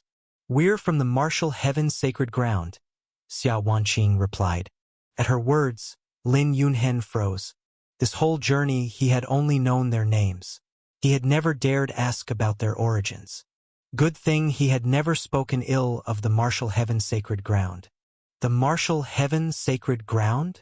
The two gatekeeping disciples looked stunned, then gave the pair a once-over. But doesn't the martial heaven's sacred ground only have one quota? Where did the second person come from? I only came to accompany her, Su Zimo said calmly. Once she's settled, I'll leave. You may enter, the disciples said to Lin Yunhen. But the ones from the martial heaven's sacred ground must wait. Why should we wait? Su Zimo asked. When we tell you to wait, you wait. Where's all this nonsense coming from? The left disciple snapped impatiently. You, come with us. He led Lin Yunhen toward the Dao court. But just as he turned around, it was as if an unseen force gave him a hard kick in the butt, and he went tumbling down all 11,111 steps outside the Dao court. Brother Chang! The disciple on the right cried out in alarm. Let's go in, Su Zimo said, stepping into the Dao court without hesitation. Isn't this bad? Isn't this trespassing? Xia Wanqing asked hesitantly. Didn't you see how hostile they were? Why bother being polite with a bunch of douchebags? Su Zimo waved it off. Only once they stepped inside did the true scale of the outer court come into view. One word described it: vast. Before their eyes, millions of divine Bodhi trees lined the celestial avenue, each one emanating clarity of mind and enlightenment. Above, thousands of floating islands hovered. Jade palaces hung suspended in the sky. God beasts hauled mountains across the heavens. Disciples absorbed the very essence of sun and moon. Immortals, immortal trees, immortal radiance. A single breath drew in spirit force like a whale swallowing an ocean. Xia Wanqing felt her stagnant cultivation almost break through on the spot. Brother Su, Lin Yunhen whispered nervously, having followed inside. Shouldn't we find an elder first? If we're caught, it'll be over. No problem. I know someone here, Su Zimo replied casually. Oh? If Brother Su has acquaintances here, that makes things much easier, Lin Yunhen said with relief. When did you ever meet someone in Thousand Ox Dao Court? Xia Wanqing whispered. Xiao Buhui. Remember? Su Zimo said lightly. Her face stiffened. She followed silently, dazed. Walking down the celestial avenue, they soon encountered other disciples. Where's Buhui? Su Zimo asked, grabbing one at random. Who are you to call senior brother Xiao by name? The disciple asked coldly. I'm core disciple Su Zimo. You don't know me? Su Zimo answered flatly. Fool. Ever heard of the 30,000 immortal mountains? I live on the mountain number 12765. The Dao court was massive, with disciples numbering in the hundreds of billions. No way they could know everyone by heart. The disciple blinked, caught off guard. The name sounded unfamiliar, but better to believe than to risk offending a core disciple. If he was telling the truth, he could be in deep trouble otherwise. Oh, so it's senior brother Su. Forgive me. The disciple quickly bowed. I am Chen Xing. I was blind not to recognize you. Please don't take offense. Take me to Xiao Buhui, Su Zimo ordered with a wave of his hand. Yes, senior brother. Senior brother Xiao usually resides on Lonely Cloud Mountain. Chen Xing replied quickly. Lin Yunhen and Xia Wanqing were both pale with nerves. So bold a bluff. If discovered, the punishment would be severe. Senior brother, you look unfamiliar, Chen Xing said politely as they walked. I usually keep to myself, focused on cultivation, Su Zimo replied coolly. Competition among the 30,000 immortal mountains is fierce, as you know. I see. Chen Xing nodded quickly. Soon they reached a towering mountain, piercing into the clouds, covered in gray pines and cypresses. This is Lonely Cloud Mountain, Chen Xing said. Got it. You can go. Su Zimo dismissed him. Senior brother, my name is Chen Xing. If you need anything in the future, just call on me, the disciple said hurriedly, introducing himself before retreating. Su Zimo turned to the others. Let's find Xiao Buhui. Then we'll have him take us to the Tao Source. That's not right, Lin Yunhen said. The Tao Source isn't a place just anyone can go. I came here to cause trouble and kick ass. Haven't you figured that out yet? Su Zimo answered bluntly. Lin Yunhen froze on the spot. Wait, Brother Su, you're joking, right? He said quickly. Huh? Do my actions look like a joke to you? Su Zimo shot back. He strode straight up Lonely Cloud Mountain, leaving Lin Yunhen standing there with a shattered expression. The peak was beautiful, cloaked in clouds and filled with boundless immortal essence. Wait for me, Brother Su, Lin Yunhen shouted, rushing after him. What? You're coming too? Su Zimo asked with a grin. If we've already walked this dark road, we might as well see it through, Lin Yunhen said firmly. And besides, I don't believe you're the type to throw your life away. Su Zimo shook his head with a laugh. At the mid-slope of the peak, they spotted a courtyard. It wasn't extravagant, but had the refined air of an immortal residence. Walls built of green bricks and tiles, uniform and neat. At its center stood an ancient Bodhi tree, beside it a statue of an old man. Xiao Buhui, are you here? Su Zimo shouted. Footsteps sounded. A young man in green robes stepped out, hair bound neatly with a band. Who dares call my name? Long time no see, Su Zimo said with a faint smile. Seeing them, Xiao Buhui's face darkened. Who allowed you onto my peak? Get out. Come on, don't be so angry. We only came to see you. Su Zimo chuckled. He raised his hand. A mighty force descended, shattering the void as a colossal hand pressed down from the heavens. What do you think you're doing? Xiao Buhui roared, unleashing his own power to resist. But with a deafening boom, the entire Lonely Cloud Mountain shook violently. Dust billowed, and Xiao Buhui's body was forced down, kneeling on the ground, unable to move. Remember what I said? The name Su Zimo will be your nightmare from now on, Su Zimo said with a smile. You've got some nerve. Daring to commit violence within Thousand Ox Tao Court, Xiao Buhui bellowed. You're not afraid of Thousand Ox Tao Court's progenitors? Let me go now, and I can pretend none of this ever happened. Xiao Buhui threatened. Su Zimo only smiled. What is Thousand Ox Tao Court to me? If I so wished, in this vast world, what place could possibly bar my path? His aura grew heavier, pressing down. Still smiling, he said, Now then, young Master Xiao, why don't you take us to the Tao Source? What are you trying to do? Xiao Buhui's voice trembled. Without the ancestors' permission, no one can go there. Besides, the sect already promised your martial heaven sacred ground one quota. Miss Xia, don't be stubborn. You'll only destroy yourselves. You just need to take us close. Whether we get in or not, that's my concern, Su Zimo said evenly. I won't take you. Even if you kill me, it's pointless, Xiao Buhui answered coldly. Su Zimo chuckled, then looked at Lin Yunhen. Brother Lin, since he's so determined, why don't you grant his wish? Ah, Lin Yunhen froze. Isn't that going too far? Nothing wrong with it. Since we've already come this far, we should leave something behind, Su Zimo replied. Well, my life was saved by you anyway, Lin Yunhen muttered, gritting his teeth as he drew the long sword at his waist. Step by step, he approached Xiao Buhui. If you dare kill me, the Xiao clan and Thousand Ox Tao Court will hunt you to the ends of the earth, Xiao Buhui shouted. Maybe they'll kill me, maybe they won't, Lin Yunhen replied coldly. But right now you will die. As the sword raised high, Xiao Buhui's face turned pale. Wait, we can talk, he cried. Talk about what? Weren't you ready to die? Su Zimo sneered. I can give you the route.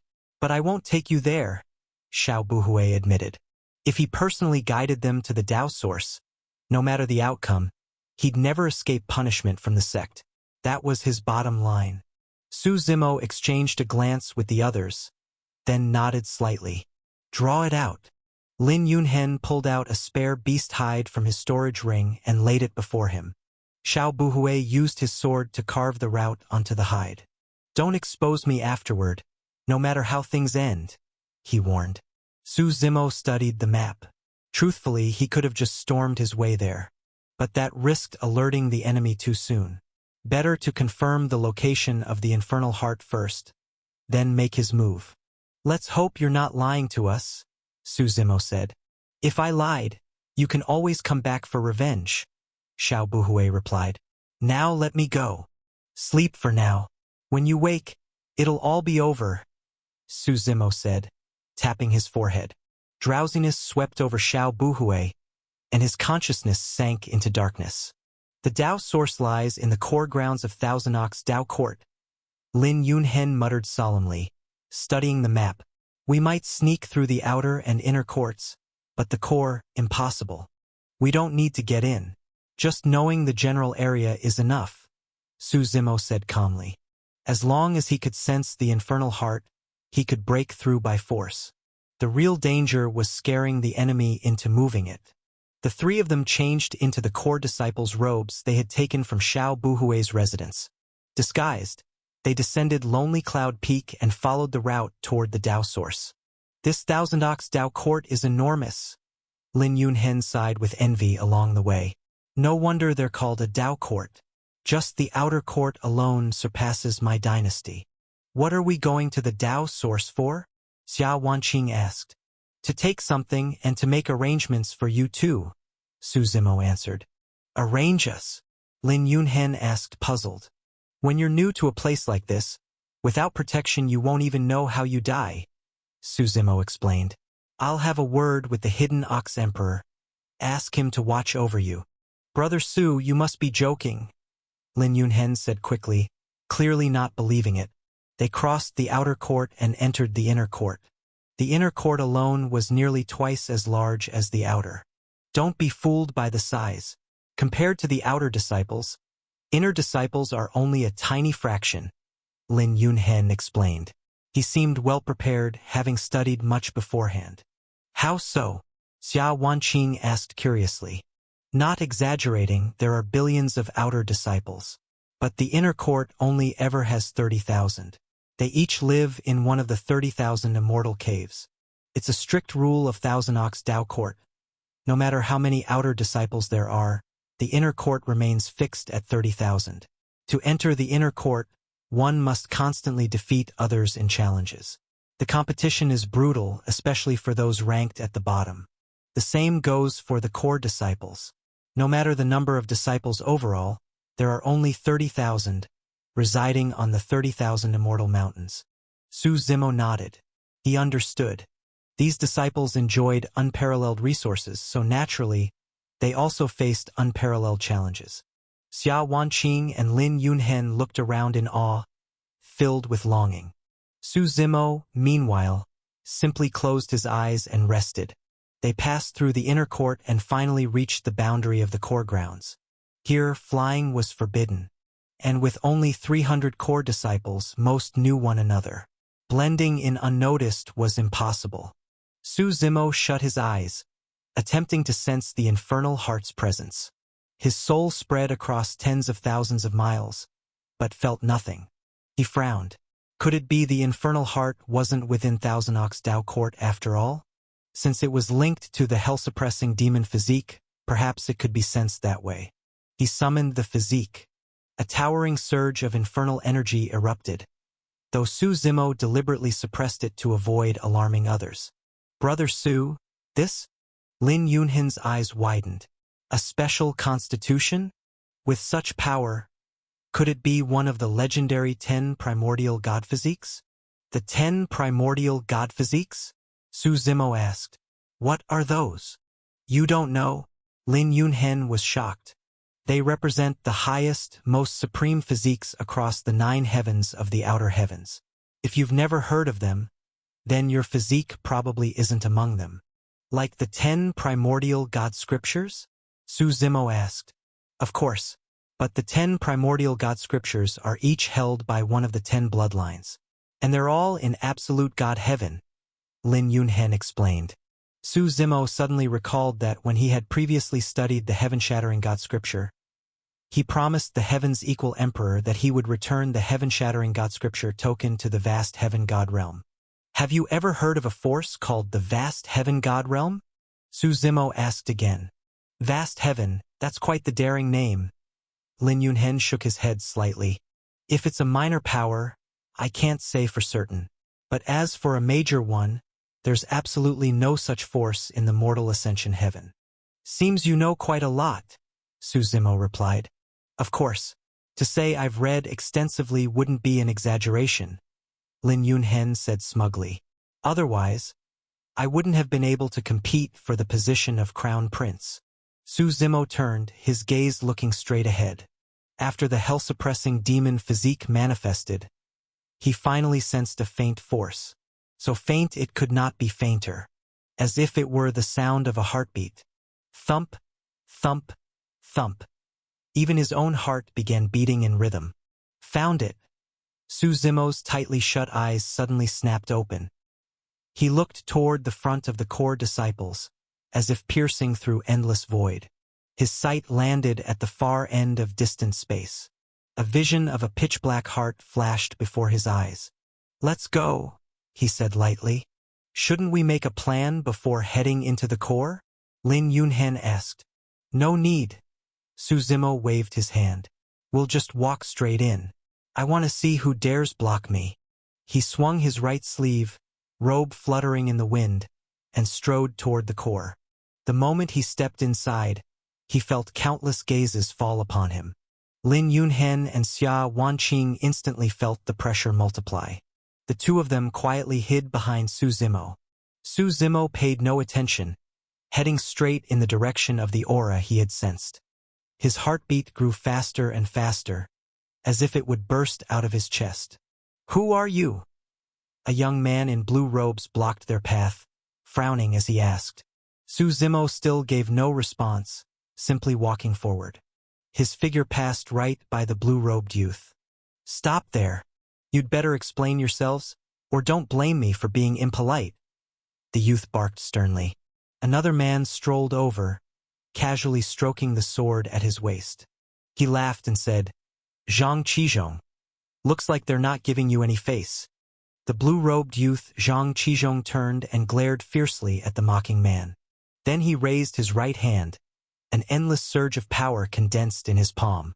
His entire body was wrapped in surging energy, the air exploding beneath his feet. His figure blurred into an afterimage as he lunged at Su Zimo. The force in his palm shattered the surrounding void. Su Zimo calmly glanced back at him. Just one look, within those pitch-black eyes, demonic chi surged, as if the stars of the heavens were revolving. One glance for 10,000 years. Zhang Qizhong's figure froze in place less than a meter away from Su Zimo. The next moment he collapsed to the ground. His whole body was drenched in sweat, as if pulled from water. A closer look revealed his eyes had lost all focus. You, what happened to you? The young man who had mocked before, Wang Wei, turned pale, staring at Zhang Qizhong. But Zhang Qizhong gave no response, only kneeling there, motionless. Wang Wei swallowed hard. His trembling hands pulled out his identity token. With a snap, he crushed it. A golden light shot into the sky, transforming into a star that blossomed in the heavens. Someone is invading the Dao court, he shouted. At this moment, atop the sacred peak of the Thousand Ox Dao court, the many grand elders of Thousand Ox Dao court, along with the sacred Lord Dongfang Li, were all gathered there. At the side of the sacred peak stood another group of people. If Netherbone Dao Court can unite with us, the Thousand Ox Dao Court, that would be most excellent, Dongfang Li said with a genial smile. We will dominate the west, while you suppress the east. That way, our chances of victory will be at least 30%. Master Dongfang is too polite. Among the group from Netherbone Dao Court, the leader was a woman.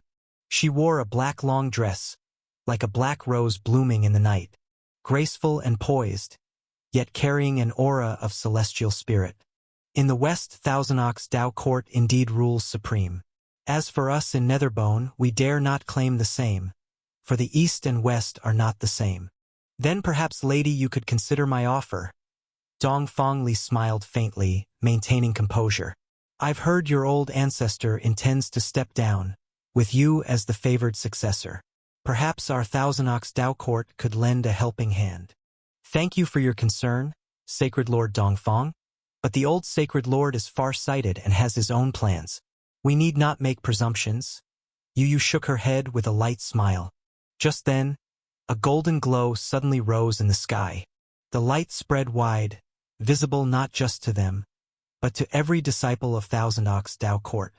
What's going on? Dongfang Li frowned.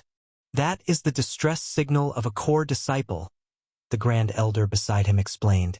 Each core disciple was a key treasure of the Dao Court, its future. To protect them, every one of them was issued a distress token. I know it's a distress signal, Dongfang Li said flatly. I'm asking why such a signal would flare within the Dao Court? Could it be someone actually dares to kill inside our Dao Court? I'll investigate immediately, the Grand Elder hurriedly replied. At that moment, Lady Yu suddenly smiled and said, Sacred Lord Dongfang, why don't we accompany you? We've been here at the Dao Court for some time now, yet haven't properly taken a look around. Now that we're about to leave, it would be good to admire Thousand-Ox Dao Court's splendor. Yes, yes. The Netherbone Dao Court members behind her nodded in agreement. Dongfang Li was silent for a moment, then finally smiled. Since Lady Yu is interested, let us go together.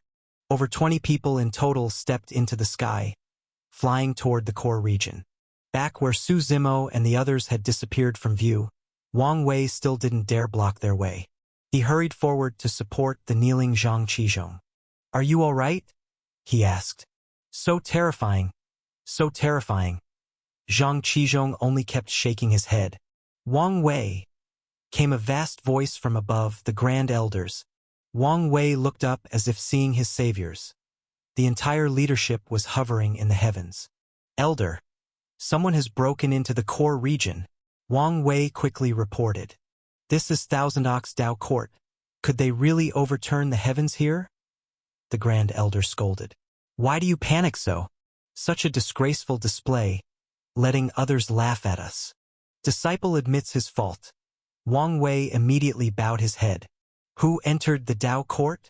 Dongfang Li finally spoke. I don't know. There were 3 of them, Wang Wei replied quickly. But the other 2 seemed weak. Only one. I couldn't see through him. Qizhong tried to block them, and ended up like this. Where did they go? Dongfang Li asked. They headed toward the Dao source, Wang Wei answered. Author's note. To put it simply, I had previously left one out when writing, but it has now been corrected. At the very bottom is the mortal ascension heaven. Then comes the absolute God heaven, established by the 10 God clans.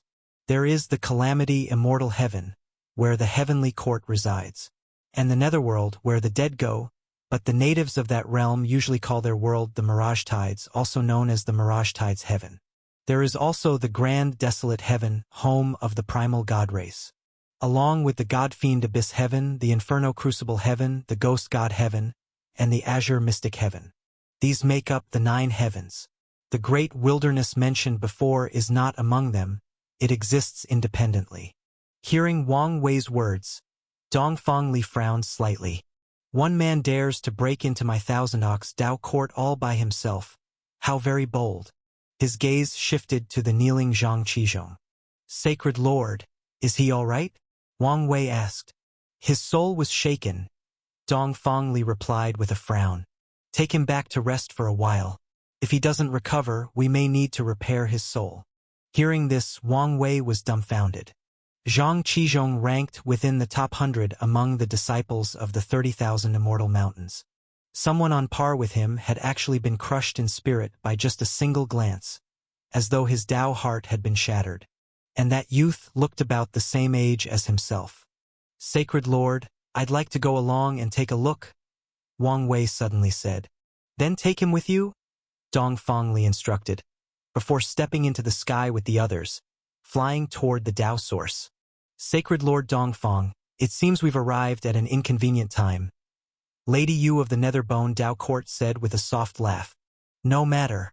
I'd like to see who dares to be so brazen." Dong Fangli waved it off. "Brother Su, why does my heart feel like it's pounding so fast?" Lin Yunhen said as he followed behind Su Zimo. "To visit the Dao Court for the first time, and in this manner, my life is already worth it." "You'll get used to it," Su Zimo replied. "I can't compare to Brother Su," Lin Yunhen said. "Our imperial dynasty has always lived under the shadow of the Dao Court. For us, meeting someone from the Dao Court means we're naturally inferior." Su Zimo gave no answer, but lifted his head slightly, as if sensing something. He saw a group of figures arriving, striding across the sky. Each wore celestial robes, their bearing elegant, their aura vast. They looked like lofty deities, gazing down on all beneath them. "Who dares trespass into my Thousand Ox Dao Court?" the Grand Elder's voice thundered. "I've come only to take something that belongs to me," Su Zimo replied calmly. "Once I have it, I will leave. This is Thousand Ox Dao Court. How could anything here belong to you?" The Grand Elder snorted coldly. His voice rolled like thunder, shaking the heavens. "Whether it's here or not, once I've taken it, you'll know," Su Zimo said with a laugh. The Grand Elder's aura surged, divine might condensing in the sky above, thunder and lightning rolling as if the heavens themselves were enraged. "Elder, calm yourself," Dong Fangli interjected. "Over a single youth, don't make us look ridiculous. Since it's a matter between the young, let the young resolve it. Otherwise people will say we bully the weak with the strong. And it's not as though Thousand Ox Dao Court lacks talent." As he spoke, his eyes flicked toward the people of Netherbone Dao Court. He smiled. "I hope this doesn't make you laugh at us. Sacred Lord Dongfang, please carry on. Don't mind us," Lady Yu replied with a smile. The Grand Elder's gaze swept around as his voice roared with boundless spirit force. "Disciples of the 30,000 immortal mountains, where are you?" His cry echoed like a thunderclap, spreading for 1,000 miles, passed from disciple to disciple. "Disciple Zhang is here. Disciple Luo Fatian is here. Disciple Chun Su is here." Hundreds of voices answered in unison, shaking the entire Dao Court. Such a grand mobilization for just Su Zimo alone, it was a bit excessive. But that was precisely the effect Dongfang Li wanted. He needed to put on a show for Netherbone Dao Court. It was like a performance, and Netherbone Dao Court were the audience. Only if the ending was flawless would they be satisfied. Only then might they agree to cooperate, and that matter could progress further. The entire Thousand Ox Dao Court was in an uproar. "What's going on? Looks like someone's invaded our Dao Court. What nonsense! Here in the West we reign supreme. Could it be another Dao Court? Let's go see what's happening." Countless disciples were buzzing, rushing toward the core region to watch. The 30,000 immortal mountains were scattered across the core land. Now all of them were stirring. Some were cloaked in immortal essence, releasing vast immortal pressure. On others, the 4 sacred beasts roared, their beastly might sweeping heaven and earth. To the north, stars rained down, shrouding the sky in a mysterious glow. To the south, a mighty river surged, waves crashing as dark clouds rolled overhead. Visions filled the void like a riot of brilliant flowers competing to bloom. "We're surrounded," Lin Yunhen said. Hundreds of figures stepped into the sky, each one a monstrous talent, their auras all unique. "You may all come at once," Su Zimo said to them, his tone calm. "We don't need everyone," a youth replied coolly from above. He descended from the void, his purple robe billowing in the wind. "Xiao Yi, ranked 10th among the 30,000 immortal mountains," the purple-robed youth said evenly. "Just bring out your number 1, So we don't waste time. Suzimo waved dismissively. Who are you looking down on? Xiao Ye's brows flared, his face angry. The aura of an Empyrean Meridian cultivator surged around him. His hands tore open the void, and from within he drew out a long spear. It was over 7 feet long, its body pure violet gold, streaked with shimmering lines of black gilt. With a thrust of his right hand, he raised the spear. Razor-sharp spear light gathered from all directions. Star-shrouding God spear, Xiao Yi shouted. Starlight cloaked his body, beams of astral light pouring down upon the spear. In that instant, endless brilliance rained down, as if all existence was focused into a single point. The spear hurtled toward Suzimo with a thunderous boom. To onlookers, it was but a blur flashing before their eyes. Then starlight came crashing down behind them. Senior brother Xiao Yi is already at the peak of Empyrean Meridian. Isn't he? The disciples who had rushed over whispered. Yes, and his spear intent is perfectly fused with the stars. That man is doomed. In the heavens above, Dongfang Li smiled in satisfaction. Even Lady Yu nodded slightly. The disciples of Thousand Ox Dao Court's 30,000 immortal mountains are indeed extraordinary. You flatter us? Dongfang Li said with a smile. As the long spear came crashing down, Suzimo remained unmoved. At his side, Lin Yunhen could only watch anxiously. Xia Wanqing gritted her teeth and threw herself in front of Suzimo. Stand aside and watch quietly. Suzimo's voice rang out, and her figure was instantly pulled to the side. Suzimo simply extended his forefinger. Just an ordinary finger, meeting the spear's tip head-on. This guy, so arrogant, one disciple exclaimed in surprise. But more faces turned grave, because at the moment finger and spear met, 2 immense forces clashed. Cracking sounds rang out. From its tip, the golden spear began to shatter bit by bit, crumbling into dust that scattered into the void. With a bang, the entire spear disintegrated completely. It turned into a wisp of breeze, as if it had never existed. Xiao Yi stared dumbfoundedly at his now empty hands, frozen in place. Suzimo patted his shoulder, then pointed at Xia Wanqing and Lin Yunhen behind him, speaking to Xiao Yi. These 2 will remain in Thousand Ox Dao Court from now on. The fact that you're alive is thanks to them. You should understand what I mean. After saying this, he shoved the stunned Xiao Yi aside. Looking up at Dongfang Li in the sky, he asked, Where is your Grand Emperor, Hidnox? Impudent! How dare you call out the name of our ancestor directly? The Grand Elder barked coldly. A name is meant to be spoken, isn't it? Suzimo replied calmly. If not, then why give him such an imperial title? If you refuse to answer, I'll just find him myself. With that, he turned and continued walking toward the land of Dao Source. But after only a few steps, several figures blocked his path. Luo Baicho of the 3rd Immortal Mountain. Green Phoenix of the 2nd Immortal Mountain. Nameless of the 1st Immortal Mountain. The 3 stood firmly before Suzimo, their overwhelming auras spreading outward. You intend to stop me? Suzimo asked. It is our duty. The land of Dao Source cannot be desecrated. Green Phoenix replied coldly. The 3 each wielded their weapons. What gathered around them was not merely Empyrean Meridian power, but God Meridian power. And these 3 streams of power surged higher and higher, like storms tearing the heavens, transforming into dazzling emerald light. 10,000 heavenly vines. Green Phoenix roared. From beneath his feet, countless thorny vines erupted, spreading like a dense web, lashing toward Suzimo. Meanwhile, Luo Baicho slowly drew a black sword from his waist. A glimmer of sword light flashed. The black hair atop his head instantly turned as white as snow, cascading down his shoulders. His brow furrowed deeply, sword dancing in his hand. With all of you we grow white-haired together. Amid sorrow, the heavens and earth feel boundless and desolate. The last disciple was nameless. His gaze remained calm, yet his aura was immense and suffocating, spilling outward steadily. A heavy chain coiled around his arms. dragging the chain forward, the very spiritual essence of heaven and earth warped. Sun and moon revolved, yin and yang reversed, time and space forcibly severed.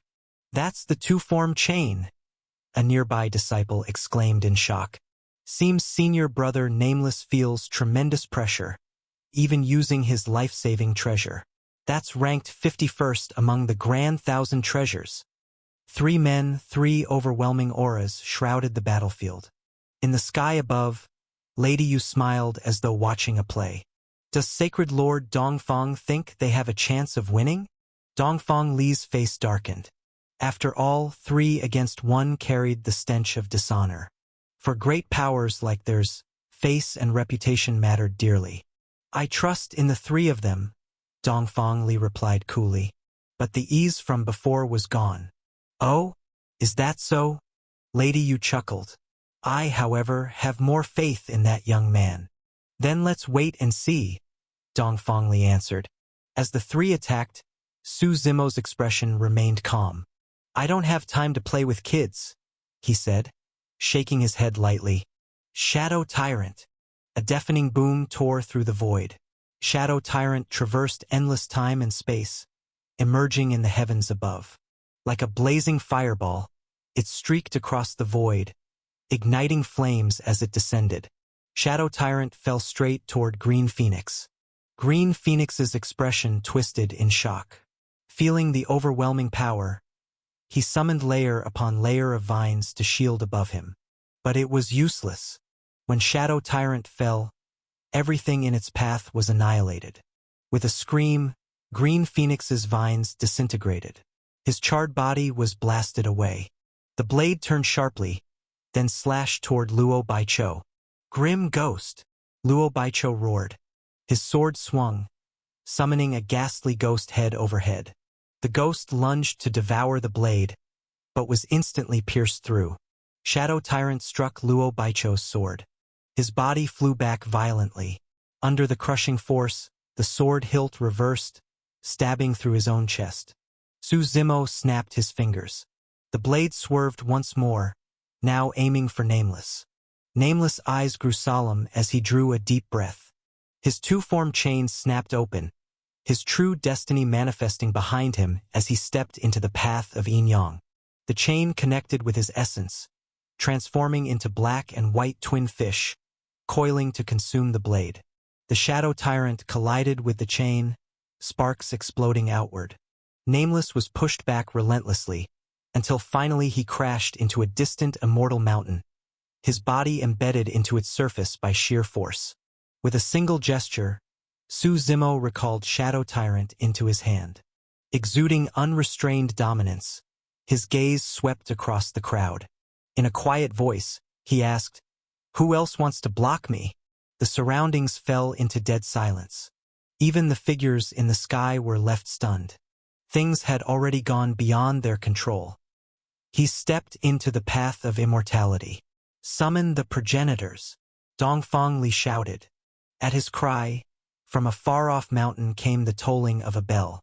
Like a divine bull's roar, the bell's chimes shook the soul, echoing across the 4 seas. This was the Nine Mu bell, rung only when the sect faced a crisis. The moment it rang, beams of terrifying light shot into the heavens from the core of the land of Tao Source. The sky seemed torn apart, thunder and lightning raging. Several suffocating figures radiating ancient power stepped out into the void. That's 1,000 Arms Progenitor, and Divine Martial Progenitor, and 9 Howls Progenitor. The disciples of Thousand Ox Tao Court shouted in awe. These were the sect's senior-most powerhouses.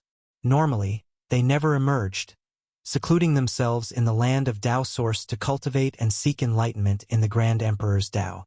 "What matter calls us forth?" came an aged voice. "A powerful intruder has broken into the Tao Court. We cannot stop him."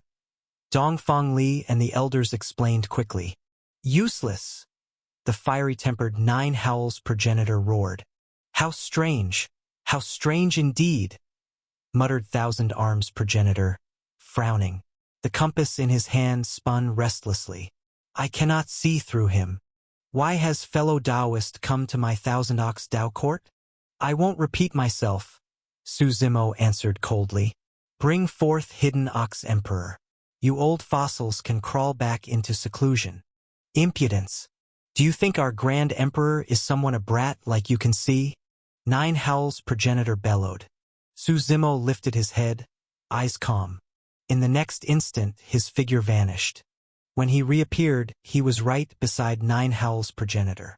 A single kick sent the old ancestor flying. Before Nine Howl's progenitor even landed, Su Zimo was already there waiting. A fist crashed down, carrying enough force to obliterate his very soul. But at the last moment, a colossal palm stretched across the river of time itself, intercepting the blow. Fellow Taoist, what guidance do you seek from me? From that palm erupted an imperial might so vast it shook the heavens. Fist and palm collided, shattering the void as thunder roared. That massive hand grabbed Nine Howl's progenitor's body, pulling him back at great speed. Su Zimo did not pursue. He simply stood there calmly, watching. The figure of Nine Howl's progenitor was tossed aside, and all eyes turned upward. From the depths of primal chaos, a figure appeared. Each step he took shattered mountains and rivers across millions of miles. Beside him walked a green ox, pacing steadily. This figure was a young man. He wore a straw hat, holding a wooden flute in hand. With a smile at the corner of his lips, he looked toward the crowd. Overwhelming, sky-shaking imperial might radiated from his body. Though he appeared only as a youth, not a single soul dared underestimate him. The surrounding ancestors were trembling, faces filled with excitement as they fell to their knees. Paying respects to our ancestor. Paying respects to our ancestor. Dongfang Li and the elders, along with all the disciples of the Tao court, bowed low. This was their forebear, the true ruler of Thousand Ox Tao court. Even the cultivators of Netherbone Tao court bowed slightly. Greetings to the Hidden Ox Emperor. Such honor belonged only to a Grand Emperor. The Hidden Ox Emperor waved his hand gently, releasing an invisible force that lifted all those kneeling back to their feet. He then turned toward Su Zimo, smiling. Fellow Taoist, what business do you have with me? Our ancestor addresses him as fellow Taoist? Could it be? Someone murmured in disbelief. The next moment, imperial intent erupted from Su Zimo's body, surging into the heavens. That mighty force swept across like crashing waves, like a boundless divine tide rising and falling. His imperial might clashed against that of the Hidden Ox Emperor. One man suppressed one half of the heavens. The entire sky split into two, their figures facing one another from afar. When imperial power spread outward, all living beings were crushed like ants. Dongfang Li and the others, who had been floating in the air, were forced to the ground. Now, the void held only Su Zimo and the Hidden Ox Emperor. He's also a Grand Emperor? Good heavens! Lin Yunhen collapsed to the ground, muttering in disbelief. From not far away, at Lonely Cloud Peak, Xiao Buhui, who had only recently awakened, stared at the sight, his face contorting as though he had swallowed a fly. He had actually offended a Grand Emperor. Even the disciples of Thousand Ox Tao court were shaken. When their ancestor descended, they thought victory was certain, each brimming with confidence. But no one had expected that their opponent was also a Grand Emperor. Emotions shifted, faces turning complicated. Fellow Taoist, why have you come here? The Hidden Ox Emperor asked again. You should already have guessed, Su Zimo replied. Best not to speak in riddles, fellow Taoist. The Hidden Ox Emperor chuckled. You and I are strangers. Though the mortal Ascension Heaven has hundreds of Grand Emperors, you are not among them. Haven't you been waiting for me? Su Zimo smiled. If I am not of the mortal Ascension Heaven, then surely you understand. As he spoke, Su Zimo no longer concealed his hell-suppressing demon physique. Vast infernal energy spread around him, like thick black fog, blanketing the skies for 10,000 miles. The demonic chi wailed in the void, clouds of darkness drifting like falling meteors. From afar, It seemed as though the entire region of Thousand Ox Dao Court was drowned beneath demonic haze. You are... The hidden Ox Emperor fell silent for a long while. So many years have passed. I almost forgot. I have been waiting for someone. You've come for the infernal heart, haven't you? Will you hand it to me, or shall I take it myself? Su Zimo asked coldly. His brows furrowed slightly, for when he first awakened the hell-suppressing demon physique, he had faintly sensed the heartbeat of the infernal heart. But now there was no trace of it. Since I was commanded to guard the infernal heart, naturally I will not give it up so easily. The hidden Ox Emperor laughed lightly. You cannot stop me, Su Zimo said flatly. Whether I can or not, only strength will tell. The hidden Ox Emperor answered with equal firmness. Besides, this Dao Court of mine is only your starting point in the 9 heavens. It is destined to be the first stop on your conquest. To think, a mighty grand emperor reduced to a lapdog of the heavenly court. Su Zimo shook his head faintly. The heavenly court granted me kindness. I guard the infernal heart only to repay that debt, the hidden Ox Emperor explained. In that case, the heavenly court must have informed you of my arrival in the mortal ascension heaven, Su Zimo said. For when he descended to the mortal ascension heaven, the heavenly court would find it difficult to locate him, like searching for a needle in a vast sea. The mortal ascension heaven was too vast. If he chose to hide, no one could track him. But there were places he was destined to go. The hidden Ox Emperor frowned slightly, turning to Dongfang Li. Dongfang Li quickly answered, The heavenly court did send word, but at the time you were in seclusion, so I dared not disturb you. The prosperity of Thousand Ox Dao Court in recent years had given Dongfang Li an illusion. He believed that with himself and the ancestors, they could manage the situation. Enough! The hidden Ox Emperor shook his head. With a wave of his right hand, the wooden flute in his grasp erupted with terrifying might. Brilliant 7-colored radiance burst forth, flowing like silken rainbows. Beside him, the green ox bellowed, its calls rising higher and higher, like the sound of the grand Tao, shaking the soul. The 7-colored light grew brighter, dazzling to behold. Holding his flute, the hidden Ox Emperor said calmly, The 100-life flute, ranked 32nd among the grand 1,000 treasures. Su Zimo smiled, his blade Shadow Tyrant trembling in his grip. My blade may not be among the grand 1,000 treasures, but it has accompanied me in my growth. It is no weaker than any so-called divine weapon. The hidden Ox Emperor raised the 100-life flute and began to play. In that instant, heaven and earth collapsed, the skies plunged into darkness. 2 blood-red suns appeared in the void. Those twin suns shattered rivers and mountains, almost crushing billions of miles of space, floating at the hidden Ox Emperor's sides. From within the suns, endless bloodlight surged forth, forming rivers that roared toward Su Zimo. Su Zimo gripped his blade, ascending step by step into the sky. Each step shattered layers of void beneath him. Slash! His curved blade fell, and countless strands of blade force swept across, colliding with the rivers of blood, annihilating them in place. The flute's song grew stronger, the blood suns ever more sinister.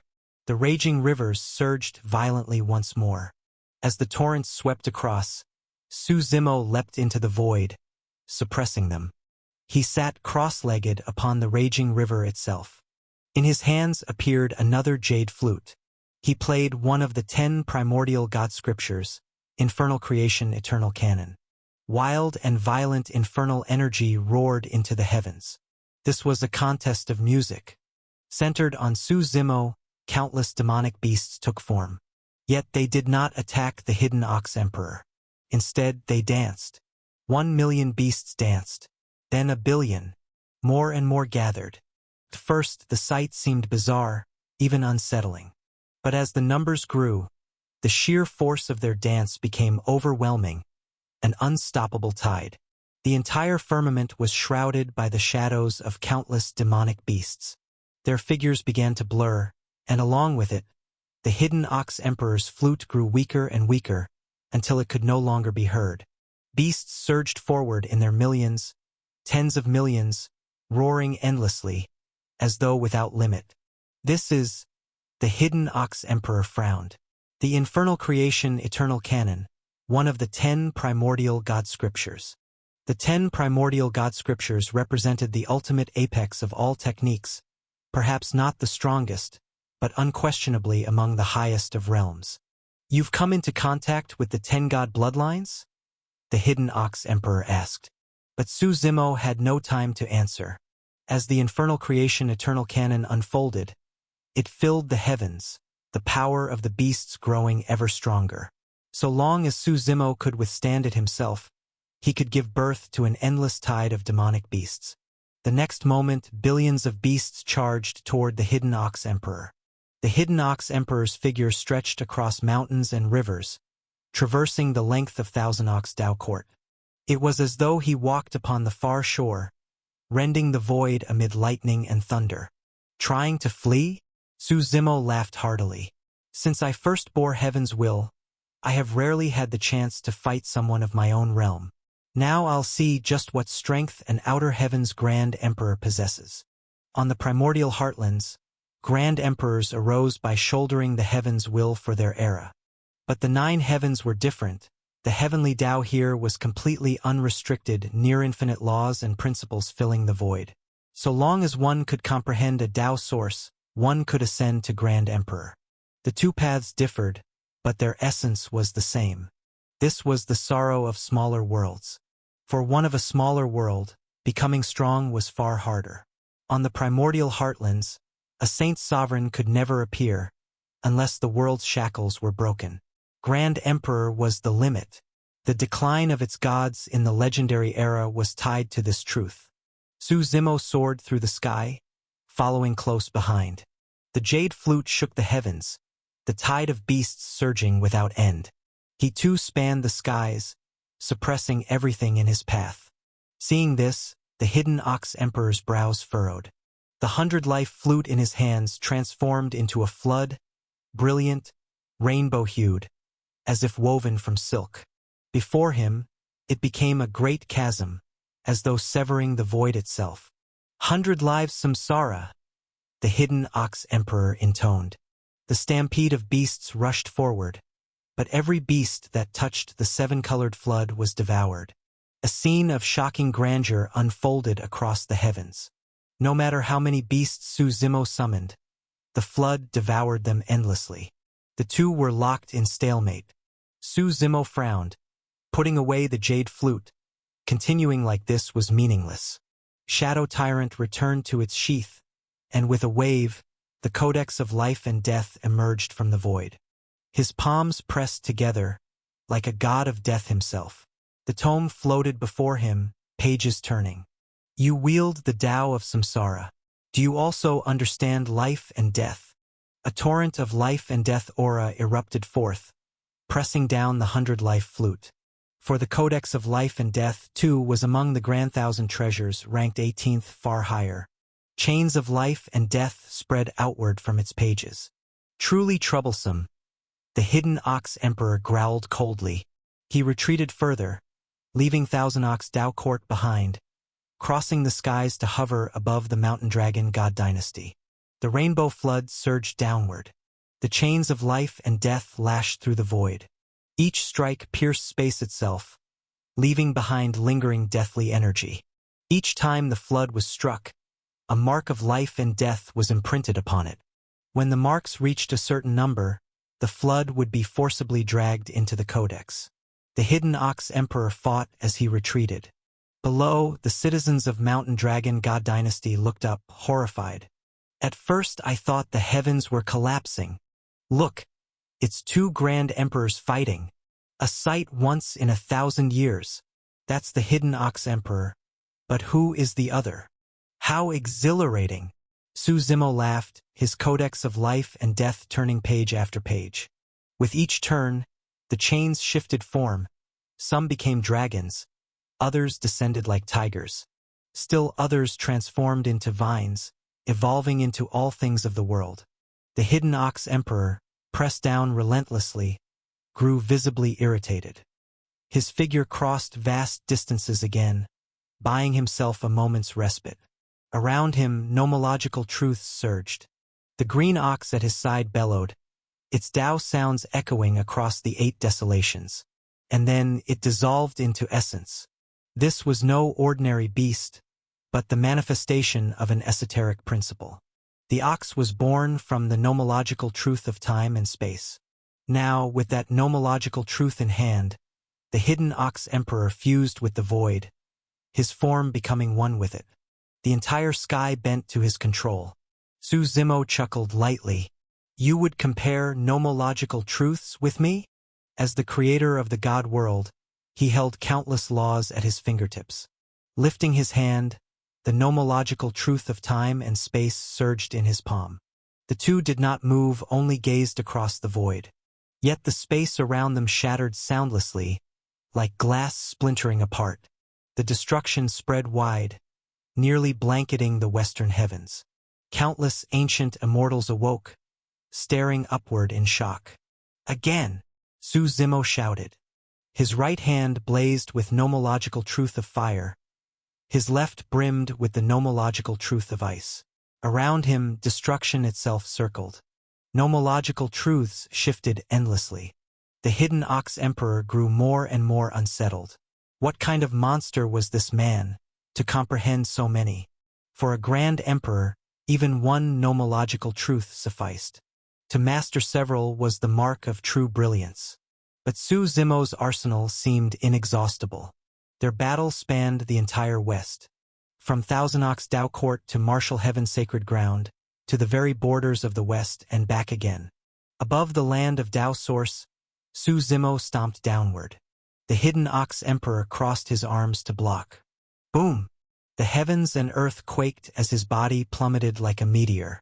Su Zimo's right hand blazed with the nomological truth of fire. His left froze with ice. And then, incredibly, the two began to merge. The fusion of nomological truths, an act of madness. For different truths repelled one another. Yet in Su Zimo's hands, this wild force took shape. Whoever blocks me, dies. The dual nomological truths struck down like 1,000 suns of ice and fire. Like the explosion of 1,000,000 nuclear blasts, half the Tao Court was reduced to ruin. Disciples were shattered by the shockwaves, vomiting blood as their organs crumbled to dust. The earth lay in devastation, as though half the continent had been pierced through. Su Zimo stood in the void, overlooking the place where the hidden ox emperor had fallen. Storms of dust raged, forming countless sandstorms. The storm gradually subsided, revealing an immense, bottomless crater in the earth. At its center lay the Tao Source itself. Su Zimo's cold gaze fell upon it, yet he sensed no trace of the hidden ox emperor within. He suddenly turned, only to find the hidden ox emperor standing right behind him. With both hands raised, the grand emperor radiated an immense power. From within the great pit, an endless torrent of Tao Source energy erupted, surging skyward. It became a river filled with Tao resonance. That celestial river burst forth with unprecedented force, pouring ceaselessly into the hidden ox emperor's body. With a wave of his hand, the Tao Source flowed into him completely. Seriously? Again? Su Zimo asked flatly. The hidden ox emperor's eyes deepened. Godly power of grand derivation, he intoned, and the Tao Source in his hands began to change. All of Thousand Ox Tao Court trembled, and within the territory covered by Tao Source, heaven and earth were overturned. Saplings of immortal trees instantly grew into towering giants. God beasts broke through one after another, their roars reverberating through the land. All things between heaven and earth transformed in myriad ways. And at the end of all this derivation stood the hidden ox emperor himself. With the Tao Source and the godly power of grand derivation empowering him, the aura around him grew thousands of times stronger. The void had already collapsed into black holes. The surrounding millions of miles land lay in utter ruin. Su Zimo strode across the sky to meet him. The hidden ox emperor shouted lightly, his voice like the very sound of heaven and earth, spreading wave after wave, shattering the void wherever it passed. All of you, fall back 100 miles, Dongfeng Li shouted. Half of the Thousand Ox Tao court was destroyed. Yet with the Tao source present, no matter the devastation, it seemed always able to restore itself. A punch came flying forward, like a cannon shell, too fast for the naked eye to follow. Su Zimo met it head-on, their figures twisting the void itself. Nomological truths of space and time erupted without pause. The heavens churned. Nothing remained intact, save for the sun still hanging in the sky. "You're still not strong enough," Su Zimo roared. Infernal energy surged from his body, empowered further by billions of power vortexes within him spinning violently. Heaven-shattering power burst forth little by little. "Is that so?" The hidden Ox Emperor chuckled. And then, the same terrifying infernal energy erupted from his body. It rolled across the infinite void, annihilating everything. Soaring upward, it merged seamlessly with Su Zimo's own infernal energy, as if both came from the same source. "What is this?" Su Zimo frowned slightly. "You two are of the ancient demon race?" But no, that couldn't be. He felt no true infernal essence from the hidden Ox Emperor. Though all men claim to hate the ancient demons, sometimes this power is truly enviable. The hidden Ox Emperor laughed. He struck down with a punch, an explosion of carnage spreading between them. Their figures split apart. At that moment, Su Zimo once again sensed what had vanished before, the infernal heart. His gaze locked on the hidden Ox Emperor. The sound of thump, thump, thump, so close it seemed right at hand. "You fused with the infernal heart?" Su Zimo said in astonishment. "So you've discovered it," the hidden Ox Emperor replied. "I thought the heavenly court held no regard for us," Su Zimo said coldly. "I am not of the heavenly court. I merely repaid their kindness." The hidden Ox Emperor answered again. "It doesn't matter. You should never have fused with the infernal heart," Su Zimo said. "I knew it was wrong," the hidden Ox Emperor admitted. "But the power was before me. I guarded it for countless years. In the end, I just couldn't resist." Under the influence of the infernal heart, the hidden Ox Emperor's body began to change. The heart pulsed as the core of his being. His blood turned black, and faint infernal energy seeped from his eyes. "Well?" the hidden Ox Emperor asked. The green ox beside him had transformed into a black ox, like a world-devouring infernal bull, bellowing madly. Su Zimo only smiled. He lifted Shadow Tyrant and sliced across his palm. Blood streamed forth, forming a crimson line. The blood flowed faster and faster, until it became a roaring river. With a wave of Su Zimo's hand, the blood river swept across the sky, surging toward the hidden Ox Emperor. "What is this?" the hidden Ox Emperor roared. "Ancient demon blood," Su Zimo smiled. "You already have an infernal heart. Let me gift you something extra." The hidden Ox Emperor tried to escape, but suddenly found he could not move. The infernal heart within his body seemed summoned. It ceased to beat. His organs, meridians, everything infected by the heart's power, fell into deathly stillness. The hidden Ox Emperor could no longer move. Struggling, he realized only his head still obeyed him. The rest of his body was lost. "What did you do to me?" he demanded. Even his Tao source seemed tainted by infernal energy. Thousand Ox Tao Court, sustained by the Tao source, now suffered corruption. Immortal trees and beasts mutated, cloaked in infernal energy. Even an infernal archon of the ancient demon race can barely withstand the infernal heart. "What chance has a human?" Su Zimo said. He stepped forward, reached into the hidden Ox Emperor's chest, and pulled free the heart. The infernal heart throbbed in his palm. Black and red, it pulsed with evil and corruption. "I wondered why I couldn't sense it and why you survived devouring it. Turns out it was sealed." Su Zimo smiled. The infernal lord of the previous age was a supreme existence. How could a mere grand emperor devour his heart and live? Of course, the heavenly court would never leave the infernal heart guarded so simply. Cultivation is not easy. To ascend to the throne of a grand emperor is hardship enough. Su Zimo said quietly. "What do you want?" the Hidden Ox Emperor asked. I have 2 friends. Let them stay in Thousand Ox Dao Court to cultivate in peace. Su Zimo replied. That's all? The Hidden Ox Emperor asked in surprise. You were never my enemy. You don't deserve to be.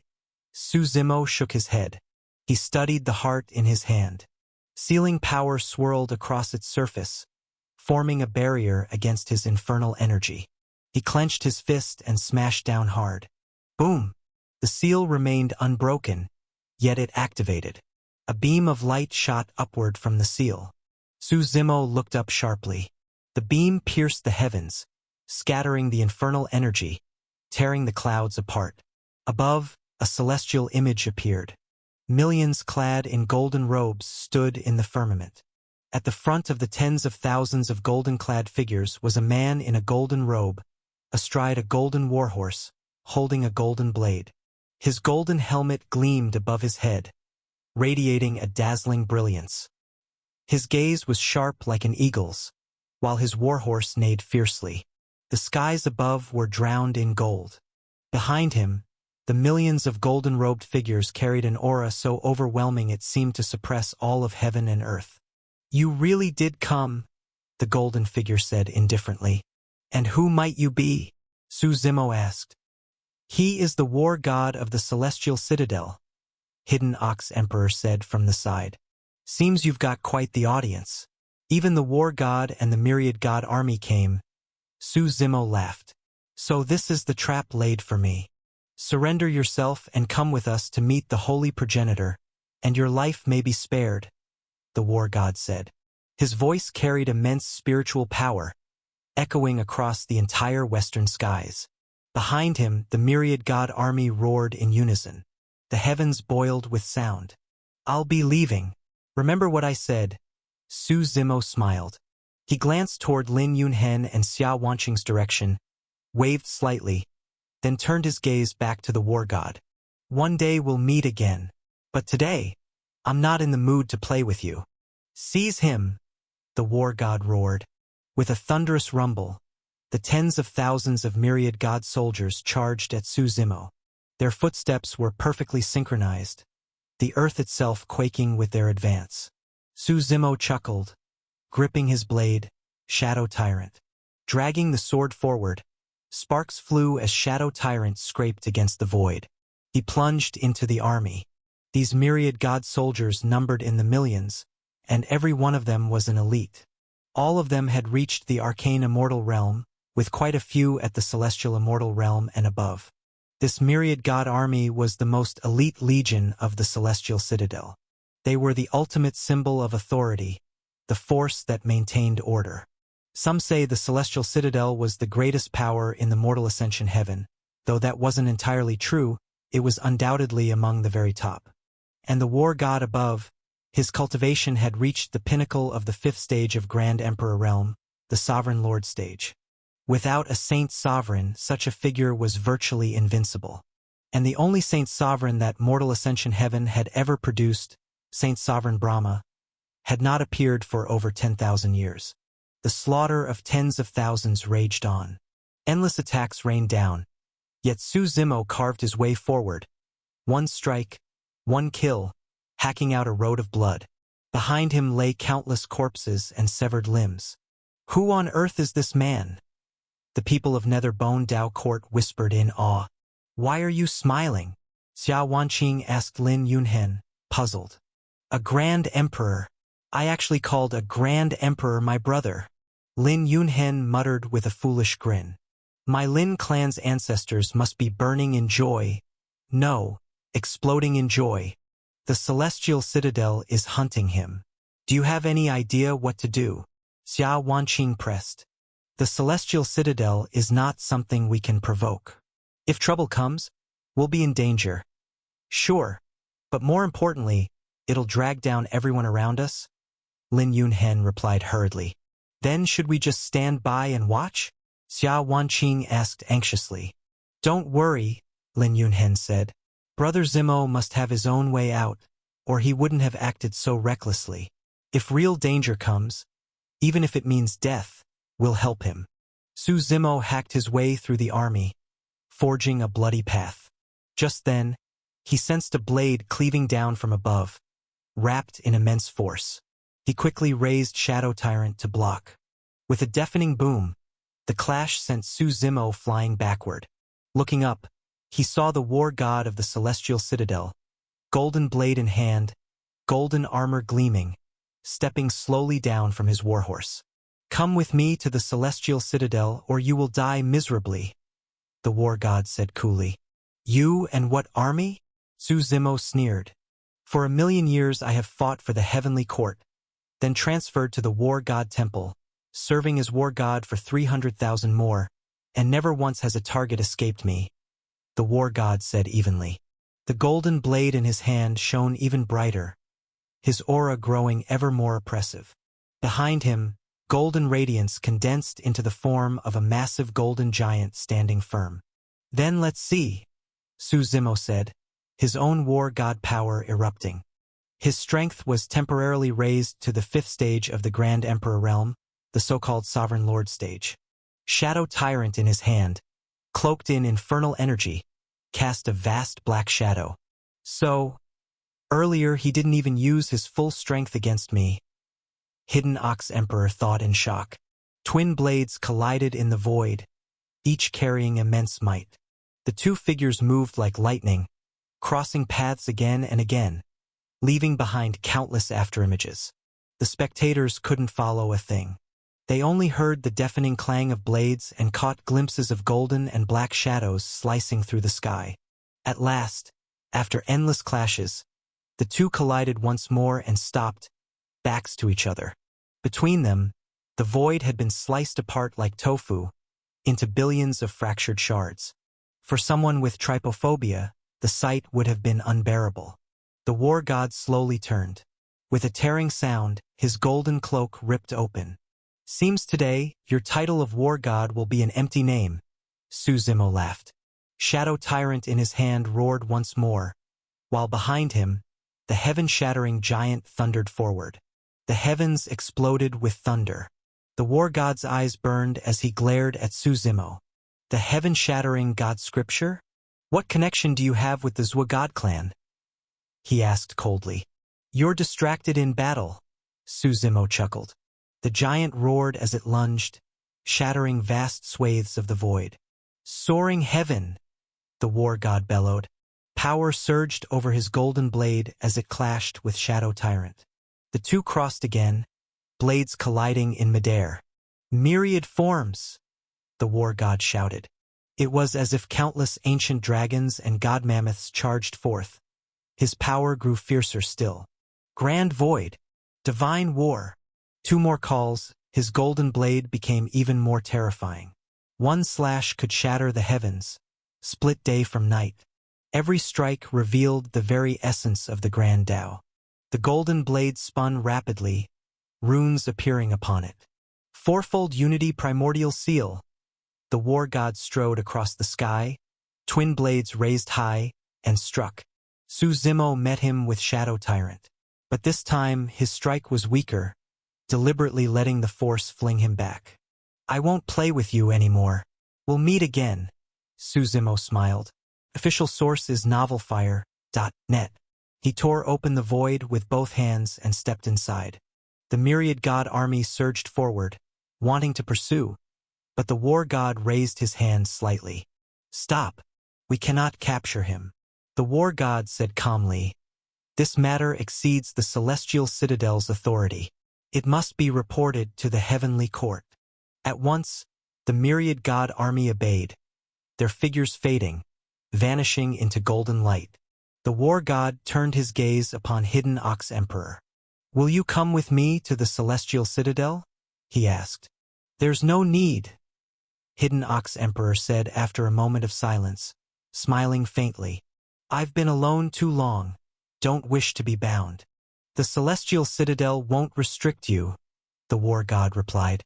"Only when the time comes, you'll need to answer the summons." "I'll think about it." Hidden Ox Emperor smiled again. "The favor I owed the Celestial Citadel is paid.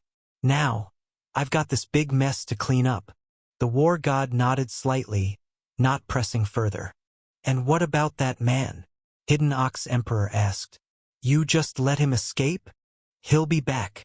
The infernal heart carries a seal. To break it, he must return. The war god's eyes darkened. But the intelligence we received doesn't match. He was reported as just having entered the Grand Emperor realm, yet his power rivaled the 5th stage of the Grand Emperor realm. Strange indeed. He added, We'll wait for him at the next step. He cannot escape. The only question is, how long before this turtle takes the bait? Then you'd best be careful, Hidden Ox Emperor said coolly. Don't let that turtle bite you instead. Whether his words were warning or mockery was unclear. The war god merely waved a hand, leading the myriad god army upward into the void. Golden light surged, their golden robes dissolving into radiant brilliance, and as suddenly as they had come, they vanished, leaving no trace. Ancestor, only after everyone had left did Dongfang Li arrive with the elders, bowing before Hidden Ox Emperor. Do you need us to do anything? I'm fine. Hidden Ox Emperor shook his head. Though the Dao court now lay in ruins, once the Dao source had descended, it would naturally regenerate, even without manpower. Ancestor, we captured 2 people. Dongfang Li gestured. Lin Yunhen and Xia Wanqing were brought forward. These 2 traveled with that Grand Emperor. They must know him. Hidden Ox Emperor frowned slightly, recalling Su Zimo's words earlier. Where are you 2 from? He is Crown Prince of the Mountain Dragon God Dynasty. As for the girl, she is a disciple of the martial heaven sacred ground. Dongfang Li answered carefully. Ancestor, didn't you have an old pact with Martial Heaven Emperor? They're supposed to receive 1 slot for the Dao source. Martial Heaven sacred ground. Hidden Ox Emperor fell into thought. At last he said, Go ask their wishes. If they want to leave, let them go. If they wish to join our Dao court, you are to look after them. Ancestor, this...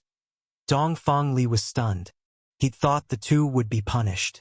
Instead, not only were they spared, but he himself was given responsibility over them. What is it? Hidden Ox Emperor asked. Nothing, nothing, Dongfang Li said quickly. Ancestor, rest assured, I'll take good care of them. Find the newest release on novelfire.net. Go. This incident has shaken the realm. Suppress it as best you can, Hidden Ox Emperor ordered. I want to be alone for a while. No one is to disturb me. The events had dealt him a heavy blow. Not just defeat, but a crack in his Dao heart. At his level, any damage to the Dao heart could easily give rise to inner demons. And inner demons were the greatest taboo of high-level cultivators. The aftermath would have to be left for Thousand Ox Dao Court to manage. Meanwhile, in another stretch of the void, a great hand tore through the stillness, and Su Zimo stepped out. His face was pale, aftereffects of using the war god's power. That power was like overdrawing his own life essence. Each use left his body weakened, requiring time to recover. Looking around, he found himself in a dense forest. While traversing the void, he hadn't cared for direction. He simply didn't want further entanglement with the war god. Neither of them could kill the other, and Su Zimo didn't want to expose too much of his trump cards. And if reinforcements from the Celestial Citadel had arrived, the situation would have turned against him. Taking a step, he soared into the air, passing above the forest canopy, surveying the land. The forest ended in a vast plain. Farther north, he saw a great gathering of people in a valley. Su Zimo decided to head there. When will the Bright Emperor's inheritance begin? I've been here 3 days and nights already. That's nothing. Plenty have been waiting half a month. Even Gongyang Su, the world's foremost diviner, wasn't precise enough. Someone grumbled at the valley's edge. He only said within a month. The month isn't over yet. Why the rush? Exactly. And even when it starts, the great powers will seize everything. We'll be lucky just to sip the leftovers. Several rogue cultivators were chatting when Su Zimo approached, Shadow Tyrant slung across his back. What's up, guys, may I ask? What is this place? Huh? A rogue cultivator? They eyed him. You could say that, Su Zimo nodded. Then you must be here for the Bright Emperor's particle world, one man said. Bright Emperor? Su Zimo frowned. Never heard of him. Come on. Don't play dumb. A burly man laughed. The Bright Emperor's particle world opening is being spread across the entire Azure Frontier. And you say you don't know? Azure Frontier, Su Zimo murmured, heading toward the valley. But the men blocked him. Hold up, brother. Us rogues can only stay on the outskirts. Inside is the domain of the great powers. What powers? Su Zimo asked. The Unified God Sect, the 3000 Dao Court, the Primal Chaos Demon Tower, all of them are here, another man explained. If you're interested, join our Blade Axe sect. We drink together, eat together, we're all brothers. How about it? No thanks. Su Zimo waved them off. Finding a quiet spot at the edge, he planted Shadow Tyrant before him and took out the infernal heart he had obtained. It was heavily suppressed, its seals impenetrable even to him. My lord, Paimon's voice sounded in his ear. This is a special seal of the heavenly court. How do I break it? Su Zimo asked. This is not a formation. It cannot be unraveled through formation arts, Paimon explained. To my knowledge, this seal was forged with the power of imperfect stone. There are only 2 ways to break it. Speak. One way, go to Imperfect Mountain, trace the origin, and break it from the source. The other, obtain the Grand Pivot Godsword. Ranked 3rd among the Grand Thousand Treasures, it cuts through anything. It could shatter the imperfect stone seal. Where is Imperfect Mountain? Su Zimo asked. It is the ancestral mountain of the Zhou God clan, one of the 10 god bloodlines. Naturally, it lies in the absolute god heaven, Paimon replied. With your current circumstances, my lord, it would not be wise to head for the absolute god heaven. What about the Grand Pivot Godsword? Su Zimo continued to ask. This sword has always been held by the descendants of the Shenyuan clan, Paimon replied. As for the Shenyuan clan, I do not know much. You will need to investigate yourself. Su Zimo frowned slightly. At that moment, a softum sounded nearby. A group of disciples in blue robes approached from afar. One of them happened to catch sight of the infernal heart in Su Zimo's hand. Senior Brother Bai, what's wrong? Someone beside him asked. Bai Tai shook his head and walked toward Su Zimo. Friend, may I take a look at that heart?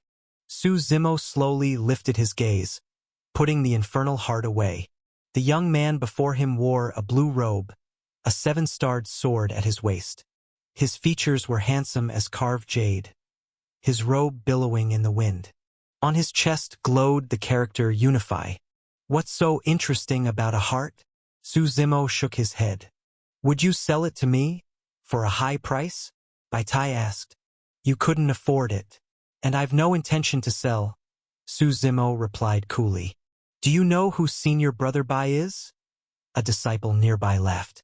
There's nothing he can't afford. His wealth is beyond your imagination. That's enough. Bai Tai cut them off with a wave. Looking at Su Zimo, he said, Since fate has brought us together, I won't press the matter. He casually handed Su Zimo a token. If you ever wish to sell, come find me at the Unified God Sect. Name any condition you like. With that, he turned and left without lingering. But no sooner had Bai Tai departed than the Blade Axe sect members crowded around. What great fortune you have, one said enviously. Seeing Su Zimo's puzzled expression, another explained, that was Bai Tai, the young ancestor of the Unified God Sect. You don't even realize the honor you just dismissed. New chapters are published on n0velfire.net. Young ancestor? What kind of a weird title is that? Su Zimo asked, puzzled. I only know what I've heard, the man chuckled. Bai Tai's past life must have been extraordinary. For some unknown reason, he reincarnated and began cultivation anew. Now within the Unified God Sect, he's a true powerhouse. Even their sect master treats him with deference. And what does that have to do with me? I'm not part of the Unified God Sect. Why should I give him face? Su Zimo replied. You really? The man shook his head, helpless at Su Zimo's stubbornness. Just then, A powerful aura swept across the valley, making everyone feel suffocated. They raised their heads. From the void above, a golden rock slowly descended. Its body stretched for 1,000 meters, wings blotting out the sun. Its very presence radiated like a blazing sun, golden brilliance flooding heaven and earth. "That's someone from the Golden Rock Immortal Realm," a Blade Axe sect member exclaimed. "Is this another Dao court?" Su Zimo asked. Back in the Four Regions, he hadn't noticed. But here in the Azure Frontier, he kept hearing of Dao courts everywhere. "Not a Dao court, but greater than one," another explained. Their ancestor was the soaring Leviathan Immortal Sovereign, said to have deep ties with the race of Golden Rocks. "You must know of them? The ones in the Azure Mystic Heaven?" Su Zimo asked. The man nodded. Su Zimo understood. The Azure Mystic Heaven was one of the 9 heavens, a world entirely ruled by god-beasts. There, the 8 upper races and 8 lower races of god-beasts reigned supreme. The Golden Rock race was one of the 8 lower races. They were notoriously ferocious. In the ancient wars between humans and beasts, countless Dao courts had been destroyed by them. They repaid every slight with vengeance. And, above all, they were fiercely united. The rock radiated dazzling golden light, covering the entire valley. Then, with a deafening cry, its massive body soared into the distance. More than a dozen figures leapt down from its back. Men and women alike, all imposing and majestic, each with a golden rock emblazoned on their chests. They strode directly into the valley's heart, and not a soul dared bar their path. "So domineering," someone from the Blade Axe sect sighed enviously. "When will we ever enjoy such respect?" "Tell me about this bright emperor," Su Zimo asked. To speak of the bright emperor is to speak of the empire he founded, the Bright Empire. It was hailed as the most iron-blooded empire in history, the talkative cultivator said, sitting beside him. The Bright Empire was destroyed 30,000 years ago by none other than the Time Emperor. Time Emperor? Su Zimo's brow furrowed. There had also been a Time Emperor in the primordial heartlands. Could it be the same one? "You really don't know anything, do you?" The man chuckled. "The Time Emperor came from a smaller world, but even here in the 9 heavens, he carved a great reputation." "Then it must be him," Su Zimo murmured. In the Imperial era, the first was Grand Emperor Jinwu, the second the Time Emperor. Su Zimo had once met him. Back then, using the River of Fate and the Primordial Chaos Bead, he had returned to the dawn of the legendary era. The Time Emperor had even given him a fate-defying pearl. It had been so long ago that Su Zimo had nearly forgotten, until this name resurfaced. When the Time Emperor first emerged from his small world, he clashed with the Bright Emperor and his Bright Empire. The details are murky, but, after years of cultivation, once he adapted to the 9 heavens Dao, the Time Emperor shattered the void and invaded the Bright Empire.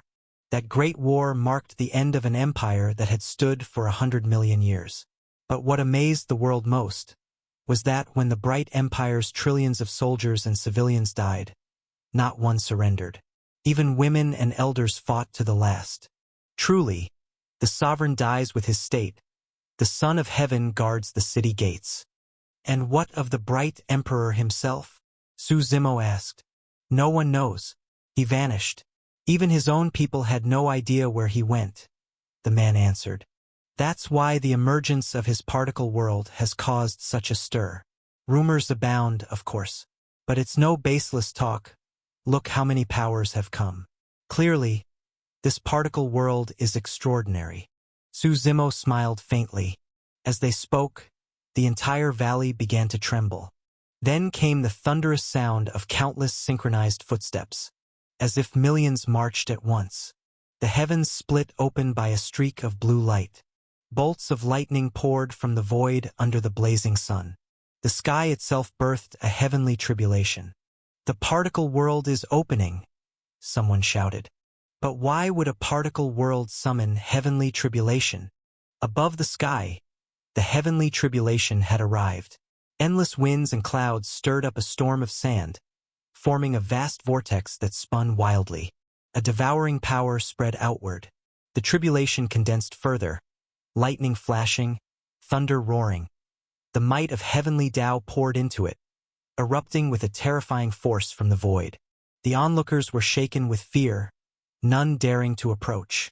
"This is no ordinary tribulation," someone muttered. "Even a grand emperor's particle world wouldn't normally summon one. Something unusual must be within. With so many great powers gathering here, they must know something we don't." The scattered cultivators and minor sects on the outskirts whispered among themselves. But it was clear this was not their stage. Su Zimo frowned slightly. The power of this tribulation reminded him of the one he had drawn when forging the true God sword. Yet, unlike the primordial heartlands, the 9 heavens allowed one to feel tribulation more vividly. Its might seemed to have risen several levels. "Shouldn't we step back? What if we get caught in it?" Some of the Blade Axe sect members debated. "I'm in no rush." Su Zimo shook his head.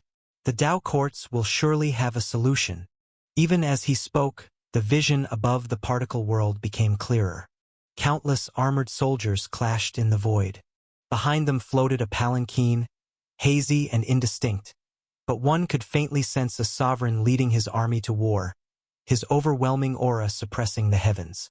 The entrance to the particle world manifested as a massive stone gate. As the vision unfolded, the gate slowly creaked open. A heavy rumbling shook the sky. With the gate opening, the heavenly tribulation above grew ever more violent, ready to strike at any moment. "Heaven itself seeks to destroy this particle world," someone cried out.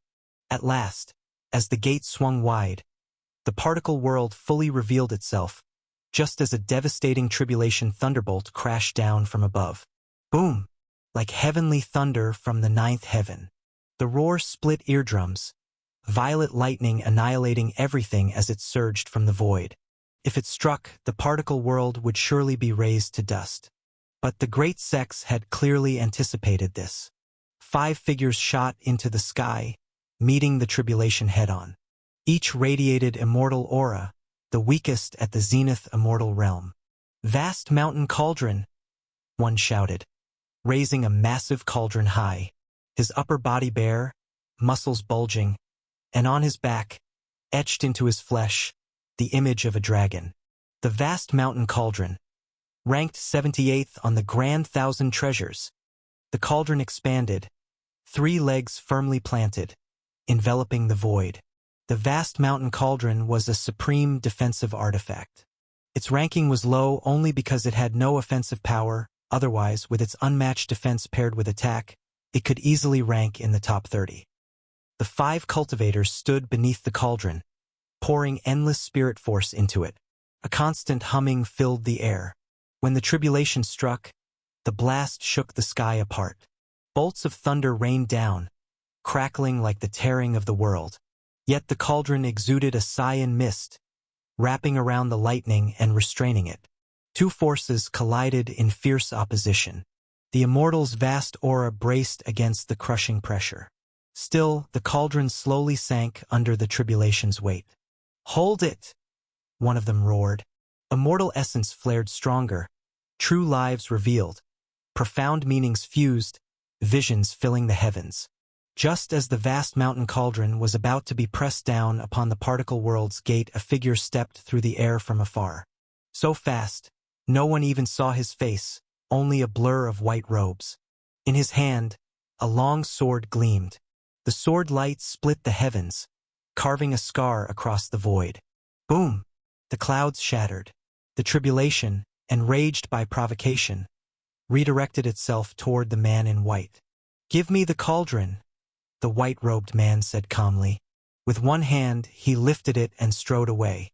The heavenly tribulation that was about to strike the particle world followed him instead. Far off, the tribulation finally descended. The earth trembled violently.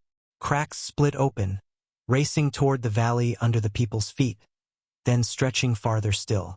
Dust billowed. At the cracked core, the white-robed man emerged, sword now sheathed. "It's the Sword Immortal," someone cried. Content originally comes from novlfre.net. Even the great Tao court experts bowed respectfully to the white figure. Many thanks for your aid, Lord Jiang.